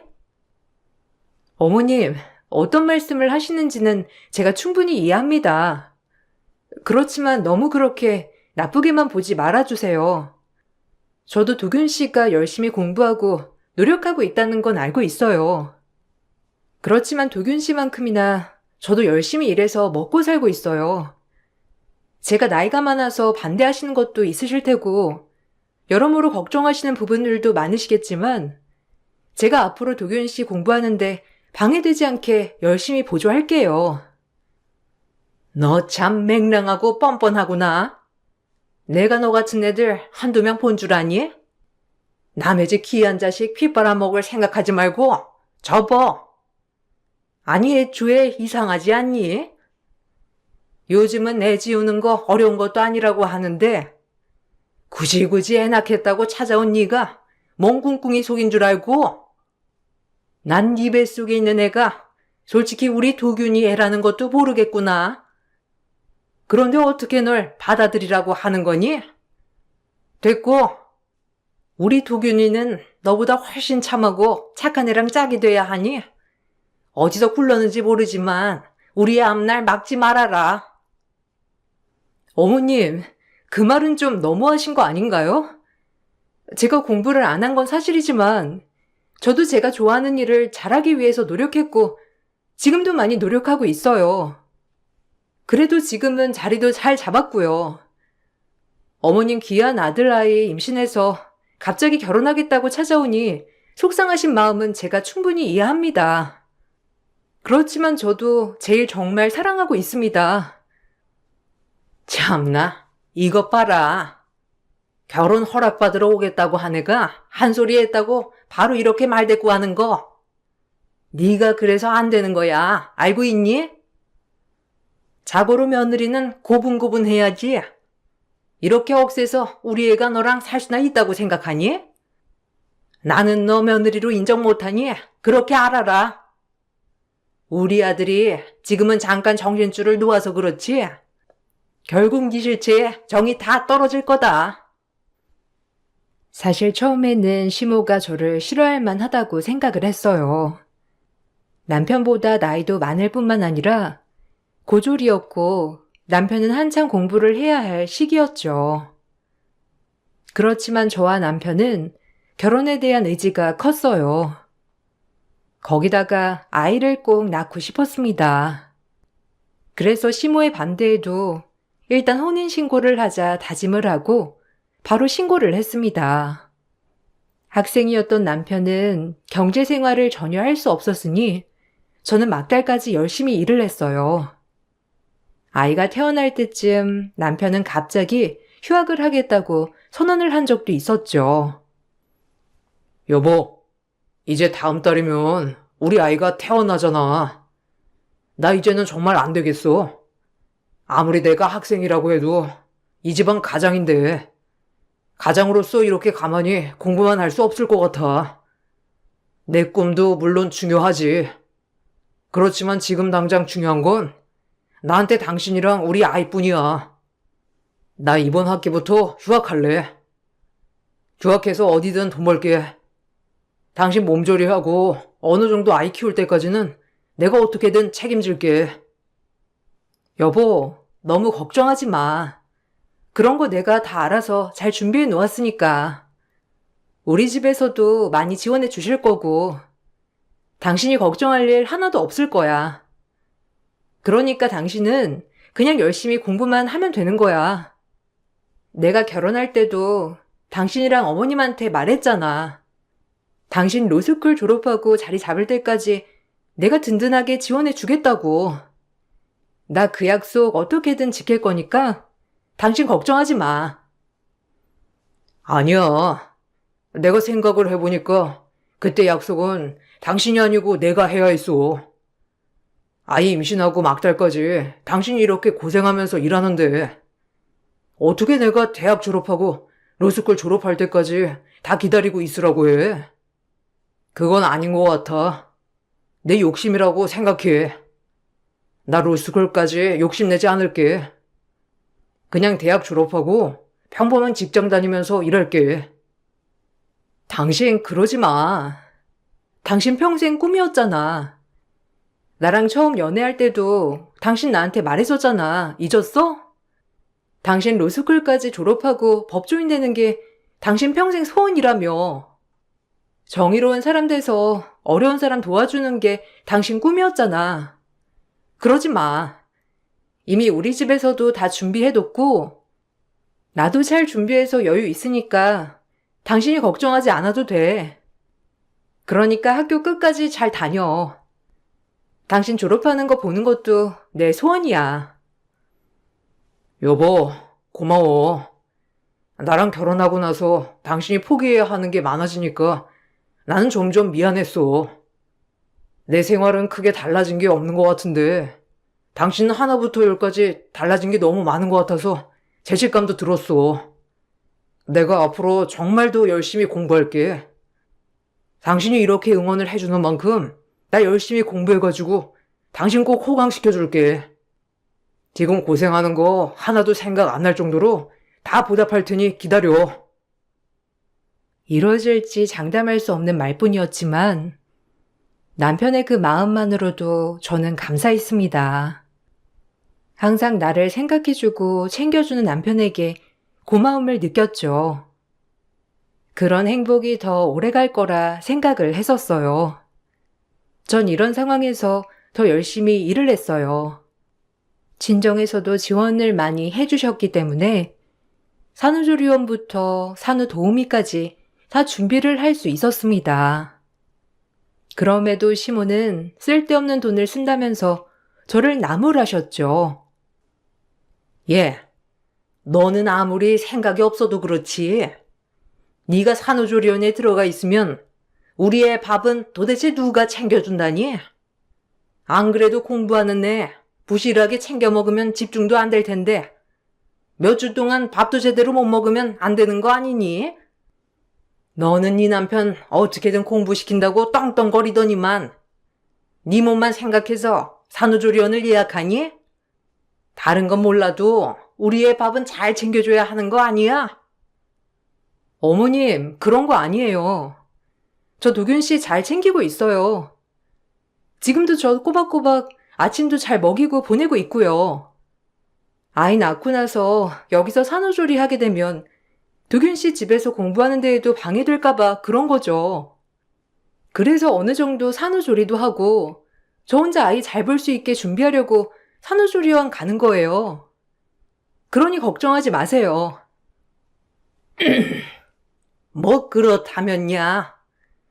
안 그러면 도균이 우리 집으로 데리고 가든지 하지. 어차피 너도 없을 거고 밥 챙겨줄 사람도 없을 텐데. 그리고 너는 쓸데없는 곳에 돈을 계속 그렇게 써제끼면 되겠니? 산후조리원 가는 건 그렇다 치더라도 산후도우미를 또 쓴다는 게 말이나 된다고 생각하니? 아유, 배가 불렀지. 너는 그냥 산후조리원만 가고 도우미는 부르지 말거라. 어머님, 상황이 어떻게 될지도 모르는 일이고 저는 친정도 멀고 어머님도 아예 안 봐주신다고 하셨잖아요. 그러니 저도 도움이 필요할 것 같아요. 주변에 물어보니까 다들 초반에는 도와주는 사람이 있어야 좀 수월하다고 하더라고요. 산후도우미가 오는 게 불편하시면 그럼 어머님이 오셔가지고 아이 좀 봐주세요. 아무래도 어머님은 아이 키워보셨으니까 저보다는 훨씬 나으시겠죠. 아니, 내가 왜 네 애를 보니? 난 팔목도 안 좋고 관절도 안 좋은데 난 아이 못 본다.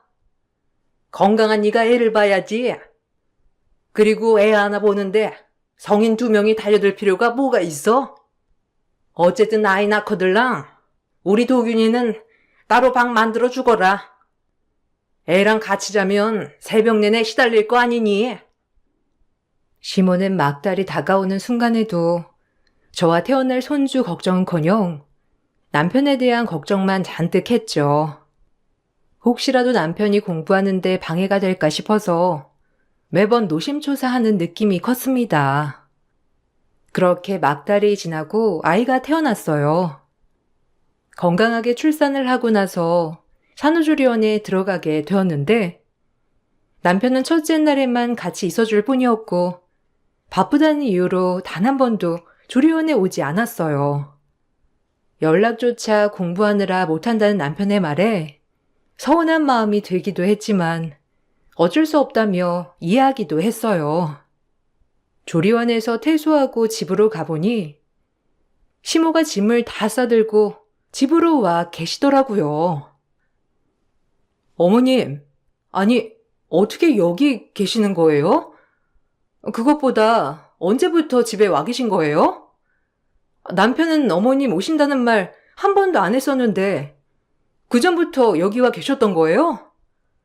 아니, 전화해서 말씀이라도 해주시지. 저는 집에 아무도 없는 줄 알았어요. 왜? 내가 못 올 곳이라도 왔니? 여기 내 아들 집 아니니? 네가 아무리 집을 해왔다고 하지만 여기 네 집이 아니라 너네 부부 집이잖아.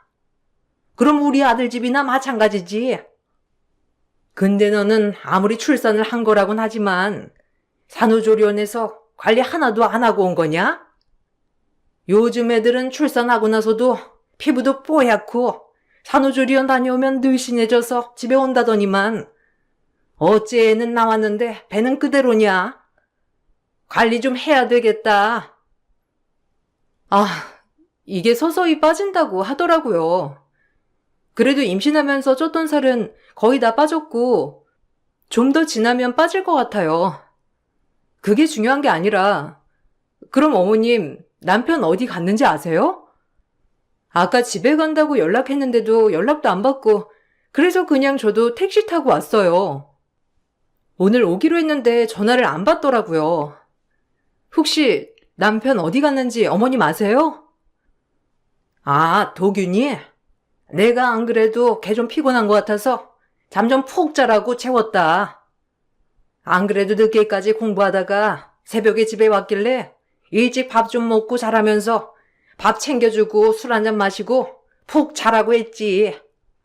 내가 너 데리러 간다고 했는데 내가 깜빡해가지고 너한테 연락을 못했구나. 그냥 내버려두면 알아서 택시 타고 오겠지 했는데 이것 봐라, 너 택시 타고 잘 온 거. 아니 근데 너는 네 친정도 있으면서 우리 아들 오라가라 한 거냐?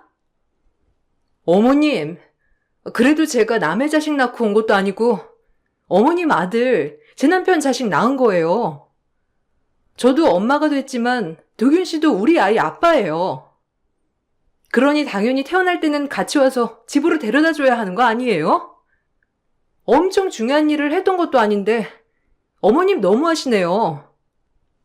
어쨌든 저 이렇게 왔으니까 이제 그만 집에 가셔도 돼요. 제가 앞으로 남편 알아서 잘 챙길게요. 너 무슨 소리 하는 거냐? 아직 몸조리 끝나지도 않았고 네 몸조리 끝날 때까지 나 그냥 여기 있으려고. 도균이 음식도 챙겨주고 해야지. 너네 본다면서 우리 아들 챙겨주겠니? 너도 정신없이 지낼 텐데 잘도 챙기겠구나. 내가 선심 쓸 테니 너는 네 아들 챙기거라. 시모는 제가 산후조리를 끝날 때까지 우리 집에 있겠다면서 말을 하셨어요. 퇴원날에 오기로 했던 남편은 시모의 말에 전화도 받지 않고 골아 떨어져 있는 상태였고 저는 그 말을 듣고 너무나도 어이가 없었죠. 다른 것도 아니고 아이가 태어나 처음 집으로 오는 날에 술을 마시고 잠에 들었다는 것과 몇 주 전에 집으로 오신 어머님에 대해서 한마디 말도 하지 않았다는 것에 너무나도 화가 났어요. 나중에 깨어난 남편과 그날 크게 다퉜던 것 같네요. 당신 너무하다고 생각은 안 해봤어? 나 1시간 동안 산후조리원에서 당신 기다렸어. 거기서도 다들 언제 당신 오냐면서 말하더라. 조리원에 있는 동안에도 그 몇 주 동안 당신 딱 한 번 왔어. 그것도 조리원 들어가는 당일에만. 나 데려다주고 그 다음에는 시간 내기 어렵다고 하길래 나 이해했어. 이제 조금만 있으면 로스쿨 입학시험도 준비해야 하니까 당신 마음이 조급해서 그렇겠지 생각했다고. 근데 이건 아니지 않아? 아무리 그래도 이건 아니잖아. 집에 오는 날에도 오지 않는 거. 그래, 그것까지 이해할게. 근데 몇 주 전에 어머님 오신 거 왜 말 안 했어? 아, 그거 말하려고 했어. 그냥 깜빡한 거야. 당신한테 말하려고 했는데 당신도 아이 낳아서 정신없지. 엄마 왔다고 해서 당신한테 말하면 당신은 또 신경 쓸 거 아니야. 그래서 그냥 나중에 말해야지 한 거야. 그리고 원래 엄마는 당신 오기 전에 집에 간다고 했었어. 그래서 굳이 말하지 않아도 되겠구나 한 거고. 안 그래도 출산해서 예민한 당신한테 엄마 왔다 갔다고 하면 좀 그럴까 봐. 아무리 그래도 당신이 나한테 말은 했어야지. 어머님 나 산후조리 다 끝날 때까지 여기 계신데 당신 이건 알고 하는 소리야? 솔직히 어머님이 그때까지 여기 계시지 않으셔도 된다고 생각해. 그러니 당신이 어머님께 잘 말씀드려서 집으로 가시라고 해. 아니, 어떻게 그런 말을 엄마한테 직접적으로 해? 엄마가 서운해할 거야. 안 그래도 아이 낳고 나서 당신도 정신없고 바쁘잖아. 나도 찾아보니까 아이 100일 넘어서까지도 새벽에 깨어나서 울고 그런다고 하더라고. 그러면 나 이제 로스쿨 준비해야 하는데 잠도 제대로 못 자고 힘들지 않겠어? 엄마가 와 있는 게 여러모로 도움이 될 거야. 그러니까 조금만 이해를 해줘. 아니 이게 내가 이해를 해줘야 하는 상황이야? 도대체 어디까지 내가 이해를 해야 하는 건데? 아이를 낳은 건 나야. 당신 어차피 집에서 공부 한 번도 안 해봤잖아. 공부한다면서 아침 새벽부터 나가서 매일 저녁 늦을 때까지 새벽이 돼서야 집에 오면서 거기다가 아이랑 나랑 따로 방 쓰라고 이미 안방이랑 제일 먼 작은 방에 아이방 만들어 놨잖아. 그래 놓고선 지금 무슨 말을 하는 거야? 아, 그럼 난 모르겠어. 난 엄마한테 그렇게 독하게 말 못해. 정하고 싶으면 당신이 엄마한테 직접 가서 말해. 난 엄마가 있는 게 지금은 훨씬 더 좋다고 생각해. 그러니까 불편한 건 당신뿐이니? 당신이 가서 말해. 난 모르겠어. 남편은 시모가 계속해서 집에 있겠다는 말에도 별다른 대응을 하지 않았어요. 정작 집에 시모와 가장 오래 있는 건 다름 아닌 저였지만 그런 배려조차 기대할 수 없었습니다. 남편은 아침 일찍부터 나가서 저녁 늦게까지 공부를 한다면서 들어오지 않았어요. 그래서 시모와 마주칠 일이 거의 없었죠. 그런데 저는 아이가 태어나 얼마 되지 않았으니 집에만 있었고 더 많이 마주칠 수밖에 없었습니다. 그나마 산후도우미 아주머니가 오실 때에는 괜찮을 거라 생각을 했었는데 그 생각마저 깨지고 말았습니다. 산후도우미 아주머니는 시모의 행포에 견디지 못하고 바로 그만두시고 다음에 고용하신 분들도 시모 행포에 3일을 견디지 못하셨어요. 어머님, 자꾸 왜 그러시는 거예요? 산후도우미가 벌써 3번이나 바뀌었어요. 오시는 분들마다 힘들어하세요.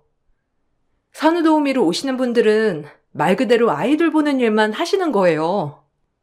저희 집 집안일을 하시러 오시는 게 아니시라고요.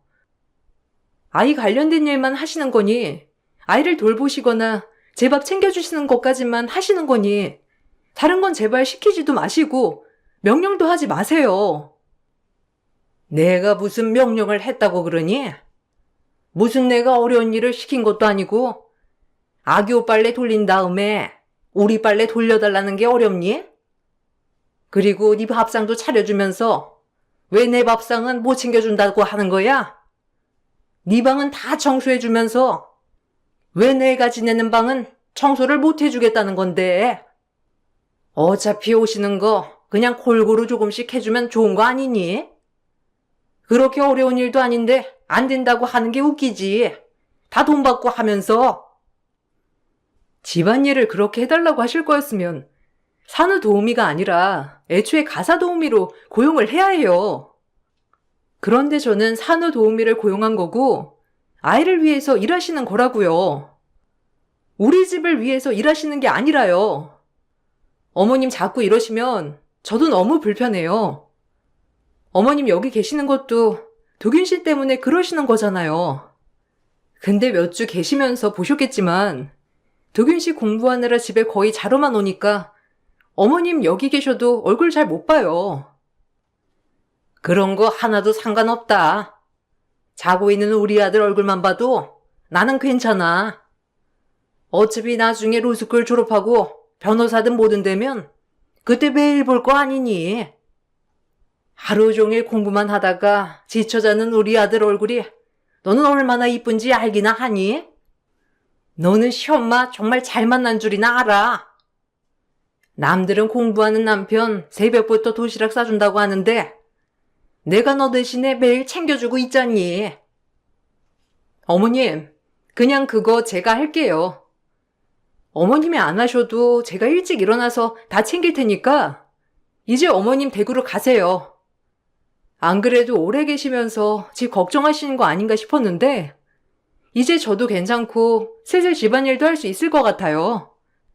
그러니 제가 할 테니까 걱정 마세요. 내가 어딜 가라는 거야? 나 이제 갈 데 없어. 그동안 살던 집도 다 처분하고 여기 들어온 거야. 그러니 앞으로 돌아갈 집이 없다고. 이제는 여기가 내 집이니까 그런 소리 말아라. 너 산후조리 끝나면 말해야지 했는데 이제 집안일 할 수 있다고 하니까 내가 말하는 거다. 나 이제 너희랑 같이 살련다. 도균이는 좋다고 하는데 나도 이제부터 며느리 밥 얻어먹고 살아야지. 다시 댁으로 돌아가시라는 저의 말에 시모는 집을 처분했고 우리 집에서 앞으로 살 거란 말을 하셨습니다. 단 한 번의 상의나 언급 없이 이렇게 자리를 차지하고자 들어오신 것이 황당하고 어이가 없었어요. 집으로 돌아온 남편에게 물어보니 남편은 역시나 다 알고 있는 눈치였어요. 정말 화가 많이 났지만 그렇다고 해서 아이 앞에서 다툴 수 없었기에 참게 되었습니다. 아이는 100일이 지나면서도 남편은 한 번을 기저귀를 갈아본 적도 없었어요. 시모 역시 같은 집에 살았지만 아이가 울어도 한 번을 달려와 아이를 안아 달래준 적이 없었죠. 저 혼자서 아이를 봐야만 했습니다. 아이는 너무나 착하고 순했지만 가끔씩 새벽녘에 아이가 길게 올 때면 시모는 바로 방으로 달려와 아이를 달래지 않는다며 화를 내시기도 했어요. 혹시나 자고 있는 자신의 아들을 깨울까 싶었는지 아이를 조용히 시키라며 윽박지르시기도 했죠. 육아에 대한 피로도도 있었지만 시모에 대한 피로가 극에 달할 정도였어요. 그렇게 아이는 자라서 돌을 바라보고 있을 때쯤 열 경기가 발생했어요. 그날 새벽 저는 너무나 당황하고 어찌할 줄을 몰라 자고 있던 남편의 방문을 두드리며 열었지만 이미 남편은 방문을 잠가놓은 상태였어요. 아무리 방문을 두드려도 남편이며 시모는 나오지 않았고 저는 급하게 택시를 불러 응급실로 향했습니다.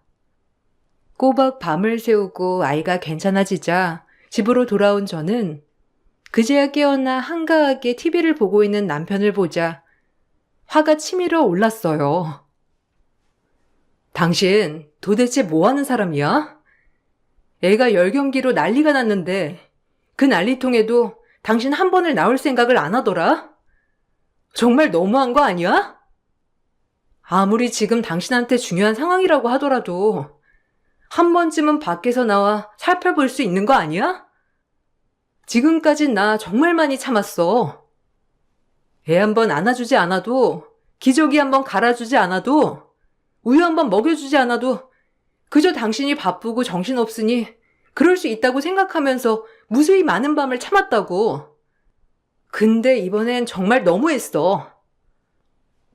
아니, 생각을 해봐. 그럼 그 새벽에 나까지 일어나가지고 당신이랑 병원이라도 가야 된다고 생각하는 거야? 당신 그 병원 가서 뭐 했는데? 어차피 병원 가면 거기서 순서대로 치료해 줄 거고 내가 가봤자 할 수 있는 게 없잖아. 보호자로 당신만 있으면 되는 거 아니야? 나 요즘 진짜 중요한 시기야. 시험이 한 달도 채 남지 않은 상황인데 지금 나한테 뭘 바라는지 모르겠어. 당신 너무 감정적인 거 아니야? 뭐? 나보고 지금 감정적이라고? 정말 내가 당신 때문에 기가 막혀서 말이 안 나온다. 당신 아이 아빠 맞아? 내가 착각하고 있었나? 지금껏 아이 태어나고 나서 줄곧 방문 잠그고 다녔던 거야? 무슨 일이라도 생겼으면 어쩌려고 그랬어? 일부러라기보다는 지금 딱 중요한 시기라서 그런 거지. 나 알잖아. 잠 제대로 못 자면 다음날 스케줄 다 망치는 거. 당신이 제일 잘 알잖아. 다 컨디션 조절하는 거야. 아이 이제 괜찮으면 되는 거 아니야? 로스쿨만, 아니 졸업만 하면 내가 많이 도와줄게. 너는 지금 공부하는 애한테 뭐 하는 짓이야? 아니 너야말로 정신이 있는 거야 없는 거야? 중요한 시기가 얼마 남지도 않았는데 겨우 애 10경기 한 번 했다고 이 소란이니? 그럼 그 새벽에 너랑 호들갑 떨면서 잠도 못 자고 병원에 가는 게 네 상식으로는 맞는다고 생각하는 거야? 어머님, 그게 맞죠? 어머님, 아이가 열만 오른 게 아니라 경기까지 했어요. 지금껏 처음 있었던 일이었고 아직 돌도 되지 않은 아이가 아픈데 아빠도 아이 챙겨야죠. 남편은 아이 아빠니까 알아야 하는 거 아니에요? 아무리 중요한 일이라고 해도 자식만큼 중요한 게 어디 있어요? 자식만큼? 그래서 네가 자식 잘 돌보고 있잖니. 우리 아들이 괜히 열심히 공부하고 있겠니? 다 가족들을 위해서 공부하고 있는 거야. 그런 건 보이지 않고 열란에 챙겨주지 않는다고 징징징 대는 꼴이 정말. 넌 참 생각도 짧고 배려도 없고. 아휴. 내가 이래서 무식한 애 받아주지 않으려고 하는 건데.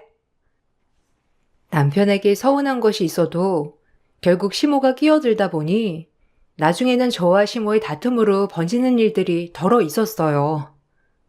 남편이 로스쿨 시험을 볼 때쯤 크게 싸우면서 저희는 냉전 상태가 오래 이어지게 되었죠. 서먹서먹한 사이가 유지되던 중 로스쿨 시험이 끝나고 나서 어색했던 사이는 조금씩 풀어졌던 것 같아요. 그러다가 남편이 동기들이랑 시험 끝 여행을 다녀오겠다고 한 걸 쿨하게 보내주면서 다시 예전의 사이로 돌아가는 듯 했습니다. 로스쿨 합격 발표 후에는 남편은 동기들을 만나고 그동안 감사했던 사람들이랑 식사 자리를 만드느라 정신이 없었습니다. 그때만 하더라도 이제 고생 끝이구나 싶었어요. 평생 잊지 못할 사건은 서울대 로스쿨 입학을 하러 간 남편을 축하해주러 갔던 날 발생했습니다. 남편 몰래 저와 시모는 남편의 로스쿨로 향했죠. 로스쿨 입학처에 도착을 하고 나서부터 시모의 태도는 달라졌습니다. 너는 무슨 여기까지 찾아와야 되겠니? 네 남편이 네 꼴을 보면 반가워라도 하겠어? 아휴, 너는 가만히 있는 게 좋은 건데 말이야. 너 그거 아니? 로스쿨 입학했다고 하면 다들 만나달라면서 줄을 선다더라. 넌 그런 거에 위기감도 안 느끼니? 하긴 공부하는 애 꼬셔다가 임신할 때부터 만만치 않다 생각을 했다만. 어머님, 그게 아니라 제가 좀 확인할 게 있어서 그래요. 그리고 남편 합격해서 첫 입학식인데 이렇게 좋은 날 비꼬지 마세요. 남편 오늘 처음 학교 왔으니까 어색하기도 할 거예요. 끝났다고 하면 같이 점심이나 먹어요. 어머님도 그동안 고생 많으셨네요. 내가 너한테 못할 말 하는 것도 아니고 솔직히 그렇지 않니? 너는 대학도 안 나온 고졸이지만 우리 아들은 고학력자 아니니? 너한테 우리 아들이 훨씬 아깝지? 그때 네가 고집 부리지만 않았어도 우리 도균이 예쁘고 참한 아이 만나서 잘 지내고 있을 텐데 말이야. 혹시 알아? 능력도 좋아지면 빵빵한 집에서 사무실 차려준다고 할지? 어머님, 오늘같이 좋은 날 그렇게 말씀하지 마세요. 아, 어쨌든 어머님 마음에 제가 들지 않았다는 건 알지만 계속 그렇게 말씀하시면 저도 서운한 마음이 들어요. 어머님, 저 많이 참았잖아요. 일도 계속했고 집안일이며 뭐며 제가 다 했잖아요. 그래서 내가 너 그렇게 해야 한다고 시키디? 그거 다 네가 하겠다고 해서 한 거잖아. 이제 와서 그렇게 참하고 했으니까 생색이라도 내야 되겠다 싶어? 너 참 웃기다. 아휴. 야, 넌 여기까지 와서 우리 아들 앞길 망치지 말고 이제 좀 꺼져줘라. 내가 안 그래도 이 말 꺼내려고 여러 번 고민했는데 아들 공부하는데 방해될까 봐서 내가 말을 꺼내지 못했다. 네? 어머님 갑자기 무슨 말을 하시는 거예요? 남편이랑 이혼이라도 하라고 하시는 거예요? 어머님 갑자기 왜 그렇게 말하세요? 저 남편이랑 이혼할 생각 안 했어요. 아이 태어난 지 1년도 안 됐는데 갑자기 이혼이라니 무슨 말씀 하시는 거예요? 내가 여기 오니까 아차 싶더구나. 네 수준을 좀 생각해봐라. 네 수준에 우리 아들같이 고학력자가 가당키나 한다고 생각하니? 아니 그럼 그 수준이라도 올려서 맞춰보던지. 그런 노력은커녕 아무것도 안 하면서 무슨 갑자기 그런다는 거야? 그러지 말고 내 아들 앞길 좀 그만 맞고 알아들었으면 제발 좀 꺼져라. 시모는 이혼 서류를 제 얼굴로 던졌죠. 저는 그 상황에서 이젠 더 이상 못 참겠다는 생각이 들었어요. 그래서 가방에 있던 도장을 꺼내 바로 서류에 도장을 찍고 시모에게 던졌습니다. 그때 입학생을 찾던 교무처 직원이 갸우뚱한 얼굴로 저희 곁에 오시더니 찾으시던 분이 없다며 말을 하셨죠. 시모의 얼굴은 한순간에 바뀌었고 당혹스러워 하셨어요. 저는 이미 로스쿨에 오기 전부터 어느 정도 상황을 파악한 상태였습니다. 남편은 서울대 로스쿨에 입학을 하지 못했어요. 그리고 그동안 공부를 한다면서 나갔던 것은 바로 불륜을 저지르기 위해서였습니다. 지금까지 공부도 하지 않은 채 같은 과 동기 여학생과 불륜을 저지르고 있었던 것이죠. 저에게는 공부를 한다면서 거짓말을 하고 나갔다가 동기 여학생과 데이트를 즐기고 밤늦게 집에 돌아오는 것이었어요. 그동안 공부한다며 썼던 제 카드며 돈이며 모두 데이트 비용으로 나갔던 것이었습니다. 최근 남편의 핸드폰으로 제가 아이의 사진을 여러 개 보냈던 것을 봤던 그 여학생이 이상한 생각이 들어 제 번호로 연락을 해왔던 것이고 그동안의 남편의 행적이 모두 들통이 났던 것이었습니다. 저는 시모와 남편에게 모두 소장을 보냈습니다. 시모에겐 이혼 요인에 결정적인 부당 대우를 했다는 것으로 위자료를 청구했어요. 남편에게는 부정행위와 부당 대우에 대한 미대응 등 여러 가지 사유로 이혼을 청구했습니다. 그 동기생한테도 상간녀 소송까지 진행하였죠. 결국 저는 남편과 이혼을 했어요. 그동안 경제활동이 전혀 없었던 남편은 재산 분할에도 비중이 거의 없었습니다. 오히려 시모가 집을 팔고 가지고 있었던 돈으로 저에게 위자료를 지불해 주어야 했죠.